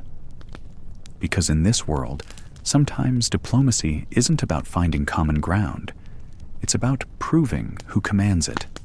You step quietly into a dimly lit chamber where shadows cling to heavy tapestries and the flicker of candlelight casts dancing shapes on stone walls. Here, the world you know. A world ruled by men in shining armor and thunderous proclamations, fades just enough to reveal the whispers of women who wielded power not with swords, but with words, glances, and carefully measured silences. This is a world where queens, noblewomen, and abbesses walked the narrow path of diplomacy in a time when their voices were seldom expected, let alone welcomed. Imagine yourself as one of these women. You are not a knight brandishing a blade or a herald shouting declarations across battlefields. Instead, your weapons are patience, subtlety, and an unshakable resolve forged in the fires of court intrigue. Your presence in the male-dominated arenas of medieval diplomacy is a rarity, sometimes tolerated, often underestimated, but never ignored when skillfully applied. Take, for example, the queen who sits beside her husband's throne, her eyes calm, yet sharp. While the king commands armies and signs treaties, she negotiates alliances with neighboring realms through veiled conversations behind closed doors. She hosts gatherings where political rivals are invited not for feasting alone, but to hear carefully crafted words that can shift loyalties or temper hostility. Her influence is a quiet force, carried in the artful arrangement of social encounters and the exchange of gifts that speak louder than any sword clash. To many, her role is invisible, but the consequences of her diplomacy ripple through the courts like an unseen current. Or picture a noblewoman dispatched as an envoy to a foreign court. Traveling alone or with minimal escort, she enters a world unfamiliar and unwelcoming. Her safety is precarious, for suspicion lingers heavier around her footsteps. Yet she moves with grace, turning every conversation into a delicate dance. Her knowledge of languages, customs, and the fragile egos of those she meets becomes her shield. She knows when to speak and when to listen, when to flatter, and when to withhold praise. In this way, she softens hardened hearts, securing peace or trade agreements that men, with their blunt commands, might never have achieved. Consider also the abbess, a woman cloistered within monastery walls, yet connected to powerful networks stretching across kingdoms. Her position grants her a unique voice, one respected for its spiritual weight. Kings and bishops alike sometimes seek her counsel, sending envoys with delicate messages she must interpret and deliver with care. Through her, religious disputes are eased, and alliances between church and state are forged. Though cloaked in piety, her role is deeply political. She navigates the shifting tides of power with wisdom and an unerring sense of timing, knowing that a single misstep could bring ruin not only to her abbey, but to entire realms. In this world, your success depends less on commanding armies and more on understanding human nature. You learn that a well-placed compliment can unravel hostility, that sharing a secret can bind a rival to your cause, and that patience can outlast the loudest war cries. Your correspondence is encoded not just in ink, but in tone, in the choice of messenger, and in the subtle signals sent through embroidered handkerchiefs, or the exchange of rare spices. Every word is a thread in a tapestry of alliances and betrayals, peace and war. Yet the dangers are real. Your identity as a woman can be exploited by enemies who dismiss your power or seek to entrap you in webs of accusation. Rumors of witchcraft, manipulation, or seduction may swirl around you, threatening not only your reputation, but your life. Trust is a fragile thing. One false move can undo years of careful work. You walk constantly on the edge, balancing the expectations of your family, your sovereign, and the court that watches your every gesture. Despite the obstacles, you see moments of triumph. Letters arrive confirming treaties you brokered, peace that holds where war once threatened. Gifts sent in gratitude reach your hand, tokens of respect in a world where women's names often vanish from official records. You hear whispers in the halls that your council influenced decisions at the highest levels, that your presence shaped history, even if the chroniclers ignored you. As night deepens and the flickering candle burns low, you realize that being a woman in medieval diplomacy was an exercise in endurance, wit, and courage. You moved through shadows, unseen but essential, wielding power in ways that men could neither anticipate nor easily counter. Your story is one not of battlefields, but of quiet rooms where destinies were decided over whispered words and knowing smiles. Now, imagine yourself stepping into a vast, shadowed hall, somewhere in medieval Europe. Tapestries hang heavy on the walls, embroidered with symbols of saints and kings, but your eyes are drawn to the robed figures moving quietly among courtiers and nobles. These men, dressed in fine, flowing garments of scarlet and gold, are the papal legates, the so-called whisperers of Rome. They are envoys sent directly from the Pope, wielding spiritual authority that can sway kings and topple thrones. Yet beneath their holy veneer lies a tangled web of ambition, power plays, and secrets that often make the very rulers they visit look like pawns. You are not one of them, of course. You're on the outside looking in, and it's impossible not to notice how the legates move with a certain cold confidence. When a king or prince greets them, it is with a mixture of reverence, fear, and thinly veiled resentment. The legate's presence is a reminder that the Pope's gaze extends far beyond Rome's walls, that his will could override local laws or customs with the stroke of a pen sealed with the ring of St. Peter.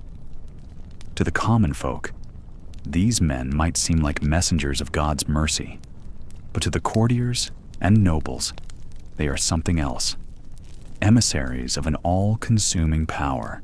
hungry for tribute and influence. Your gaze follows one particular legate, a man with a sharp jaw and eyes like flint. He's just finished a private audience with the local duke, whose brow is furrowed as the legate speaks softly, but with unwavering authority. The duke nods, but the tension is clear. This is no friendly visit. It's a negotiation, an assertion of Rome's demands cloaked in prayers and threats of spiritual punishment. Excommunication, the loss of salvation, and the severing of ties with Christendom are potent weapons in this diplomat's arsenal. And yet, behind these grave warnings, there's a quieter, less holy game being played. Gifts are exchanged, some sparkling with gold, others heavy with promises of political favors. Bribery? You might say so, but no one dares speak it aloud. As you watch, the legate glides away from the duke's chamber and through a corridor lined with guards and clerics. In hushed tones, he speaks to a cluster of advisors, his words weaving a web of intrigue that could alter the fate of kingdoms. His role as a spiritual diplomat is clear, but so is his hunger for earthly power. His letters to the Vatican will carry not only prayers and pleas, but detailed reports on who to reward, who to punish, and who to undermine. And every gesture, every phrase, is carefully crafted to keep the balance tilted in Rome's favor. In the great halls of power, the papal legates are both revered and reviled. To a king, hosting a legate means acknowledging the Pope's supremacy, and yet it's also an opportunity.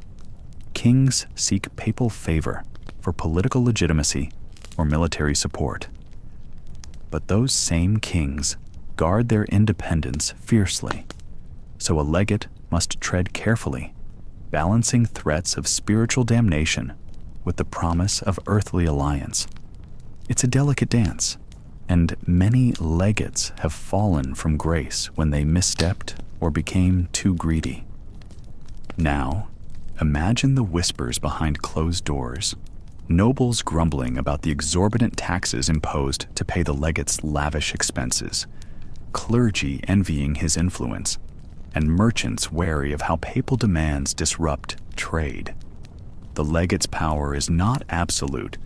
It depends on fear, favors, and a reputation that must be constantly maintained. A single rumor of corruption or cruelty can erode his standing faster than a king's sword. And so, the legates become masters of perception. They must appear holy and just, yet ruthless and cunning when needed. Their presence can calm a restless court or ignite fierce rivalry. They carry with them the weight of divine authority, but also the heavy burden of human ambition. Some walk their path with genuine faith, others with pockets lined and hearts hardened by the endless game of politics. As you stand there in the dim light, listening to the faint murmur of prayers and plotting, it becomes clear that the papal whisperers are the hidden power brokers of medieval Europe. They shape history, not through armies or laws, but through letters, threats, and subtle influence. Their stories are written in the quiet moments of negotiation, in the stolen glances between rival nobles, and in the delicate balance between heaven and earth.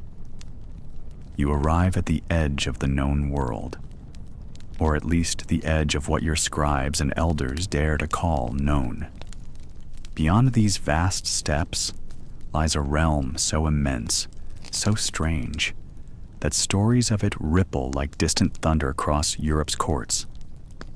The Mongol Empire, a name whispered with equal parts, fear and awe, stretches from the frozen north to the scorching deserts of the south, ruled by the great Khan, a man whose reach is as boundless as the grasslands themselves. Your mission is clear, yet daunting.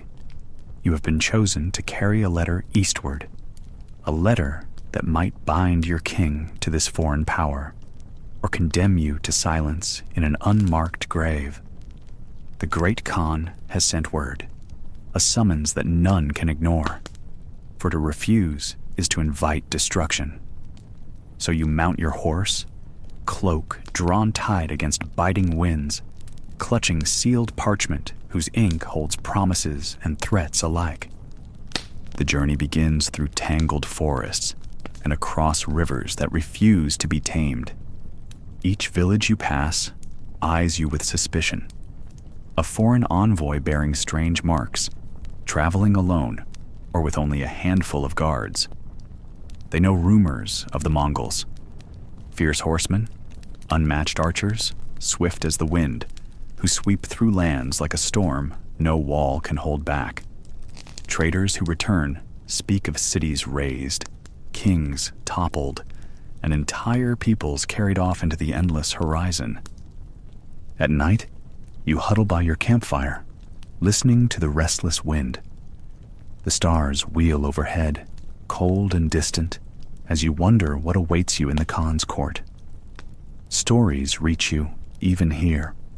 Envoys who arrived and were paraded like trophies, or worse, never heard from again. Diplomacy here is no gentle art.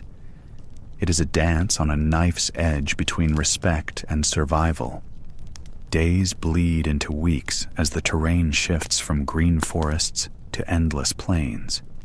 You learn to ride without rest, sleep while the world turns beneath you, always wary of the shadows that could hide enemies.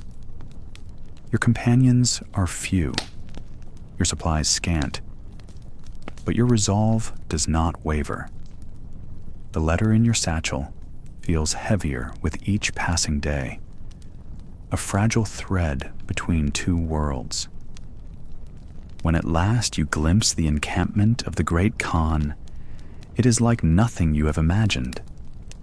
Tents stretch to the horizon, a sea of colors and banners fluttering in the wind. The scent of cooking fires mingles with the sharp tang of horses and the dust of unending movement. Warriors clad in furs and leather patrol with hawks perched on their gloved arms, their eyes sharp and unyielding. You are brought before the Khan's council, a swirling mix of nobles and shamans whose faces are carved with the harshness of steppe life. The Great Khan himself is a towering presence, his gaze as piercing as the arrows his horsemen wield. He listens to your words with an inscrutable expression, weighing your loyalty and the worth of your king's message. Every phrase you speak must be chosen with care. A misstep could be seen as an insult, hesitation, a sign of weakness. You offer gifts, silk, spices, finely crafted blades, tokens of goodwill that carry meaning in this vast empire where honor is as prized as life itself. But you know that even the most lavish offering cannot guarantee safe passage home. Conversations weave through topics of war and peace, alliances and conquests. The Great Khan speaks of his vision, a world united under his rule, where trade flows freely and enemies are crushed beneath the hooves of his cavalry. You realize that you are but a pawn in this grand game, your fate tied to the shifting tides of power far beyond your understanding. At night, behind the veils of your tent, you wrestle with doubt. Will your message bridge two worlds, or will it be the last word you ever deliver? The silence of the steppe presses in, vast and unforgiving, a reminder that here, survival depends on more than courage alone. When your audience ends, you are escorted back through the sprawling camp, your steps echoing amidst the murmurs of those who watch you. The journey home will be just as perilous, filled with new threats and the weight of knowing that your king's fate now rides with you. You mount your horse once more, eyes fixed on the horizon where the sun sinks low behind endless hills. The Mongol invitation has been delivered, but its consequences will ripple through history, a testament to the terrifying uncertainty of representing Christendom before the Khans. The air is heavy with the scent of smoke and damp earth, and the distant clatter of armor echoes like a restless heartbeat. Around you, tents flap in the cool breeze, their canvas walls stained with dust and sweat. You stand just outside the command tent, where the banners of two armies, once enemies on the field of battle, now flutter, uncertainly, side by side. This is the place where peace is supposed to be forged, but the weight of drawn swords and sharpened spears presses in closer than ever. You, the diplomat, have been summoned here not as a guest, but as a fragile thread holding a moment of fragile calm. War is no polite affair.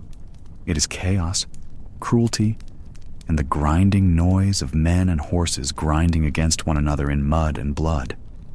But today, the armies are quiet, the tension held at bay by the tentative hope of truce. Your task is to speak words that can stop the flood of steel and arrows, to turn hostile glances into nods, and to coax peace from mouths that have known only the taste of battle cries. Yet you know that one wrong word, one perceived insult, one careless gesture could shatter this brittle silence and unleash violence once more. Across the narrow clearing, you see the enemy envoy approach. His armor is dented and darkened by the long campaign, his face weathered and stern. Neither of you trusts the other, but neither can ignore the necessity of this meeting. You remember the stories whispered among your peers of diplomats who came to these very tents and never left alive, who vanished in the night, or were dragged back to camps as trophies, their words forgotten and their bodies sacrificed to the hunger for revenge. The tent itself is dim and cramped, lit only by the flickering glow of a single candle. Around the low table lie maps, rolled parchments, and a scattered handful of coins, tokens of goodwill or subtle bribes. You can never be quite sure which. Your host sits with his sword close by, the hilt resting on the ground like a silent warning. You take your seat across from him, feeling the weight of eyes, soldiers, commanders, spies, pressed just beyond the thin walls. Silence stretches, broken only by the scrape of a quill on parchment. Then, as if summoned by the tension, words begin to flow, carefully measured, guarded, each phrase carrying the double edge of diplomacy and threat. You speak of peace, of shared suffering, of the benefits of truce. Your counterpart listens with a steady gaze, weighing your promises against the certainty of their own ambitions. Outside, the war drums have fallen silent, but the threat lingers like a shadow. You know that the army behind your host waits for news, for orders, for the moment when this fragile talk will either bloom into peace or shatter into fury. A stray word, a subtle sneer, could tip the scales. Negotiations stretch on for hours, sometimes days. Messages come and go through runners who cross battle lines under banners of truce, their feet stained with mud and their hearts heavy with uncertainty. You grow weary, your voice hoarse from speaking, your hands cramped from writing. But the fragile hope of ending bloodshed drives you onward. Yet peace is not won merely with words. It is shaped by the unspoken language of trust, or the lack of it. Every glance, every gesture, every silence is loaded with meaning. You watch as your counterpart glances toward a hidden pouch, perhaps weighing the price of peace in gold coins. You wonder what lies beneath the stoic exterior: exhaustion, fear, calculation, or the grim acceptance that war might continue, regardless of these talks. Outside, campfires burn low. The soldiers eat in uneasy silence, their weapons ready. You can hear the faint murmur of prayers whispered for survival and victory alike.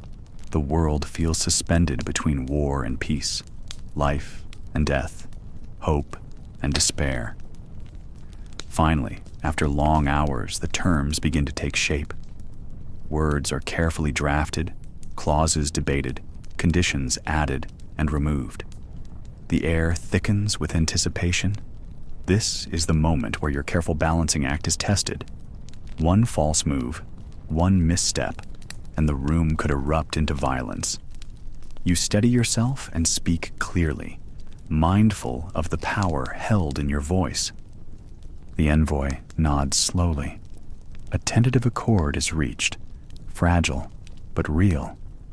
You exchange sealed documents, the symbols of trust between two weary sides. For now, the swords are lowered, the armies retreat, and the world seems to hold its breath. But the peace you have forged here is brittle. It is a candle flickering against the wind, a thread stretched thin between two fierce wolves.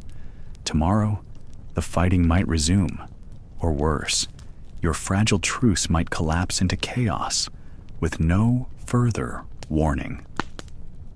For a medieval diplomat, this is the cost of survival. The delicate dance of words amidst the ever-present shadow of the sword. As you step from the tent, back into the cool night, the stars above offer no promises. The battlefield sleeps uneasy, and so do you, knowing that tomorrow might bring peace, or another war. You arrive at the palace just as dawn breaks, the thin light filtering through stained glass windows that cast a kaleidoscope of colors onto the cold stone floor. Your breath clouds in the chill air as you step inside, heart hammering. Today is unlike any other day you've faced on these treacherous diplomatic missions. Today, you stand at the crossroads of faith and favor, caught between the divine oath you swore and the earthly demands of your king. The chamber is heavy with incense, and the murmurs of courtiers rise and fall like restless waves. You know the stakes are immense. Around you, banners ripple, some bearing crosses, others crescent moons, and a few adorned with the double-headed eagle of Byzantium. Here, the religious fault lines of the medieval world run deep. Your task: negotiate peace or alliance between kingdoms that see each other not only as rivals, but as heretics, infidels, or even enemies of salvation itself. As a medieval diplomat, you are no stranger to politics, but when faith enters the equation, everything becomes a labyrinth. The Christian king who sent you commands loyalty, not just to his throne, but to God. Yet across the table sits a Muslim emir, equally devoted to his own creed, equally convinced of divine favor. Both sides pray for victory. Both believe their cause just, and both suspect you might be a spy sent to undermine their holy mission. Every word, every gesture is loaded with meaning. You recall the countless warnings whispered before your departure. To question their religion is to invite immediate suspicion, but to blindly praise it is to betray your own. You must thread the needle, show respect without endorsement, maintain your king's honor without compromising your conscience. a diplomatic tightrope stretched over a chasm of ancient grievances and holy wars. The room quiets as the negotiations begin. You watch as the bishop leans forward, his thick fingers clutching a rosary, voice sharp as a sword. He demands the Muslim envoys renounce their false prophet, while the emir responds with a calm declaration of faith in Allah's mercy. You feel the tension rise, like a storm gathering on the horizon, ready to burst. As the talks drag on, accusations start to fly. Heresy, blasphemy, apostasy, words heavier than any chain. You sit between these men of faith, absorbing the verbal blows, knowing that one slip could undo all progress. Your own prayers rise silently, begging for wisdom. Outside the chamber, whispers swirl of the papal legate's disapproval. His shadow looms large over the proceedings. The church watches closely, reminding you that your mission carries not just political weight, but spiritual judgment. To fail in diplomacy could mean eternal damnation for you and your sovereign. Yet, even as faith divides, it also offers strange common ground. You note the careful use of shared scriptures, the subtle references to mercy and justice found in both holy books. It is a delicate dance, this blending of reverence and rhetoric. Diplomats like you are expected to speak the language of both God and crown, to be fluent in holy texts and courtly etiquette alike. The sun climbs higher, filtering through the glass to warm your chilled fingers. Hours pass, and slowly an accord begins to take shape. Not perfect, not whole, but a fragile bridge across centuries of hatred. It is born from compromise, prayers offered on different altars, laws respected in distant lands, an uneasy truce sealed by oaths sworn on sacred relics. When the meeting finally adjourns, relief floods through you like warm wine. You have survived the greatest trial of your mission, balancing the demands of faith and favor, the divine and the political. Your journey back will be long and fraught with uncertainty, but for now, you carry with you a fragile hope that even amidst the turmoil of religion and power, peace might find a place. The day you arrive at the gates, the first thing you notice isn't the grandeur of the castle or the voices of waiting courtiers. It's the weight of the coins in your pouch. You clutch them tightly, confident in their worth back home. But here, they might as well be made of stone.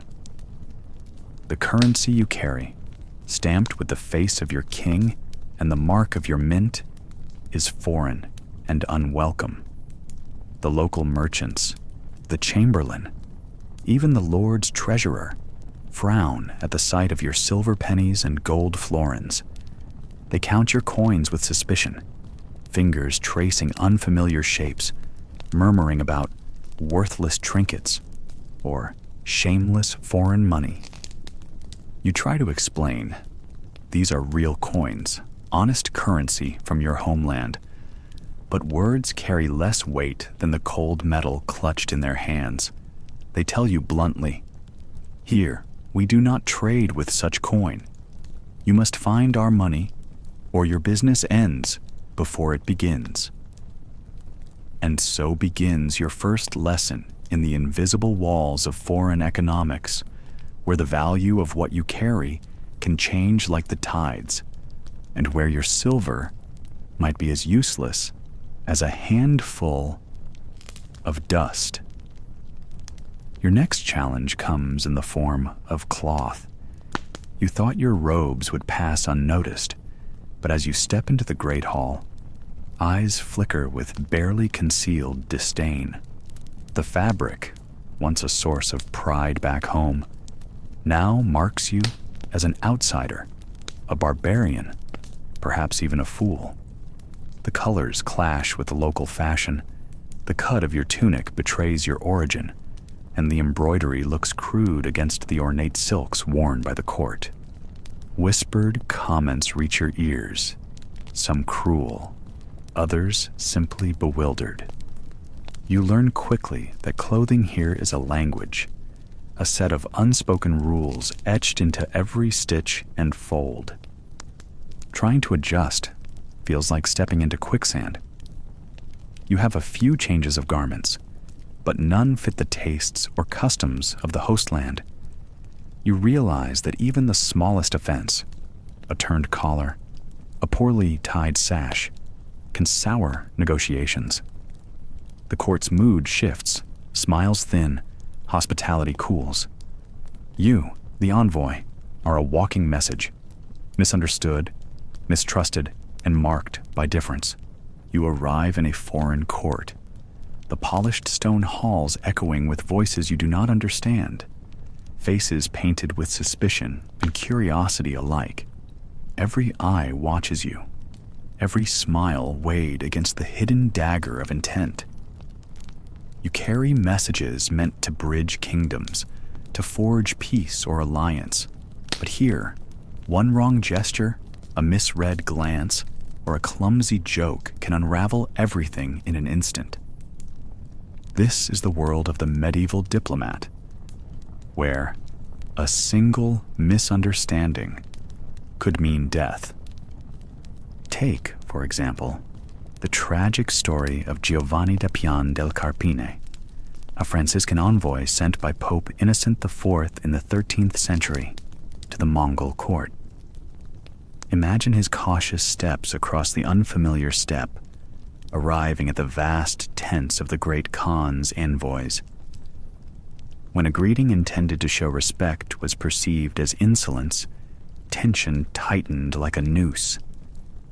Though Giovanni survived, many others were not so fortunate, their missions cut short by the razor edge of cultural missteps.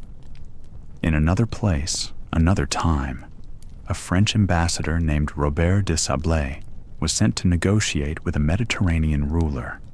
His attempt at humor, a light-hearted joke about local customs, was lost in translation, perceived as mockery. The hall grew silent, eyes darkened, and shortly after, Robert was escorted not to a feast, but to a prison cell from which he would never return. His death was a grim reminder. In diplomacy, words were weapons, and humor was a gamble. The medieval courts were full of such peril. The smallest sign of disrespect, a bow too shallow, a gift presented improperly, a toast that overlooked a local god, could ignite hostility. You might think you are sharing a simple jest, but your hosts see an insult to their honor. You think you have offered peace, but they see a challenge. Consider the tale of the Byzantine envoy sent to the Frankish king. He offered a gift of fine silk, but the king's council saw it as a bribe, a subtle attempt to sway their loyalty. The envoy was detained, accused of espionage. A misunderstanding born of differing customs, and a man's life lost in the shadows of mistrust. Or the story of a Venetian ambassador to the Ottoman court. During a diplomatic banquet, he raised his glass to toast the Sultan's health. Yet, in Ottoman custom, the gesture was reserved for the Sultan alone. His breach of etiquette was seen as a claim to power. And the following dawn, the ambassador was found dead, poisoned by those who would not tolerate disrespect. You begin to understand how the weight of every word, every motion, was enormous. Diplomats wore their faces like armor, masking fear and hope beneath practiced smiles. They learned that silence could sometimes be safer than speech, and that patience was a shield against rash judgments. But patience could only protect so much. There are stories of envoys who, trying to ease tensions, shared tales from their homelands, unaware that some details were taboo. A description of a festival in their own country might be seen as pagan blasphemy. An innocent compliment about the local food might offend if the host prized austerity or religious fasting. These mistakes could close doors and open graves. You picture yourself standing there, heart pounding, aware that your survival depends on reading invisible signs. A flicker of a smile, a tightening of the jaw, a sideways glance. You watch how your host's hand rests on the hilt of a dagger, how the courtiers whisper behind fans and screens. You weigh every word and gesture, knowing that in this delicate dance, one misstep means the end. Sometimes the misunderstandings were tragicomic. An envoy's fancy hat mistaken for a symbol of rebellion, a phrase that sounded like a curse in the local tongue, a gift wrapped in colors considered unlucky. Other times, they were fatal. A refusal to remove a cloak indoors seen as arrogance. A delayed response interpreted as contempt. The historian Niccolò Machiavelli later wrote about how such errors could be exploited, but for the envoy caught unawares, there was no clever maneuvering once suspicion took root. Imprisonment, torture, or death were common fates for those who failed to master the subtle arts of cultural diplomacy. You realize that to be a medieval diplomat was to walk a razor's edge, balancing truth and flattery, honesty and deceit, bravery and caution. Every mission carried the risk that something as small as a misunderstood gesture could turn a hopeful peace into a bloodied conflict. In the end, the lives of these envoys are often lost to time, nameless victims of the misunderstandings between worlds. Yet their stories remind us how fragile communication can be, and how the cost of a single misstep echoes far beyond the halls of power. Thanks for listening. If you're already asleep, great. We've successfully lulled you to sleep. And if you're still awake, well, that's impressive. If you genuinely enjoy these boring stories about history, feel free to subscribe to our channel whenever you're in the mood. Sleep well, and good night.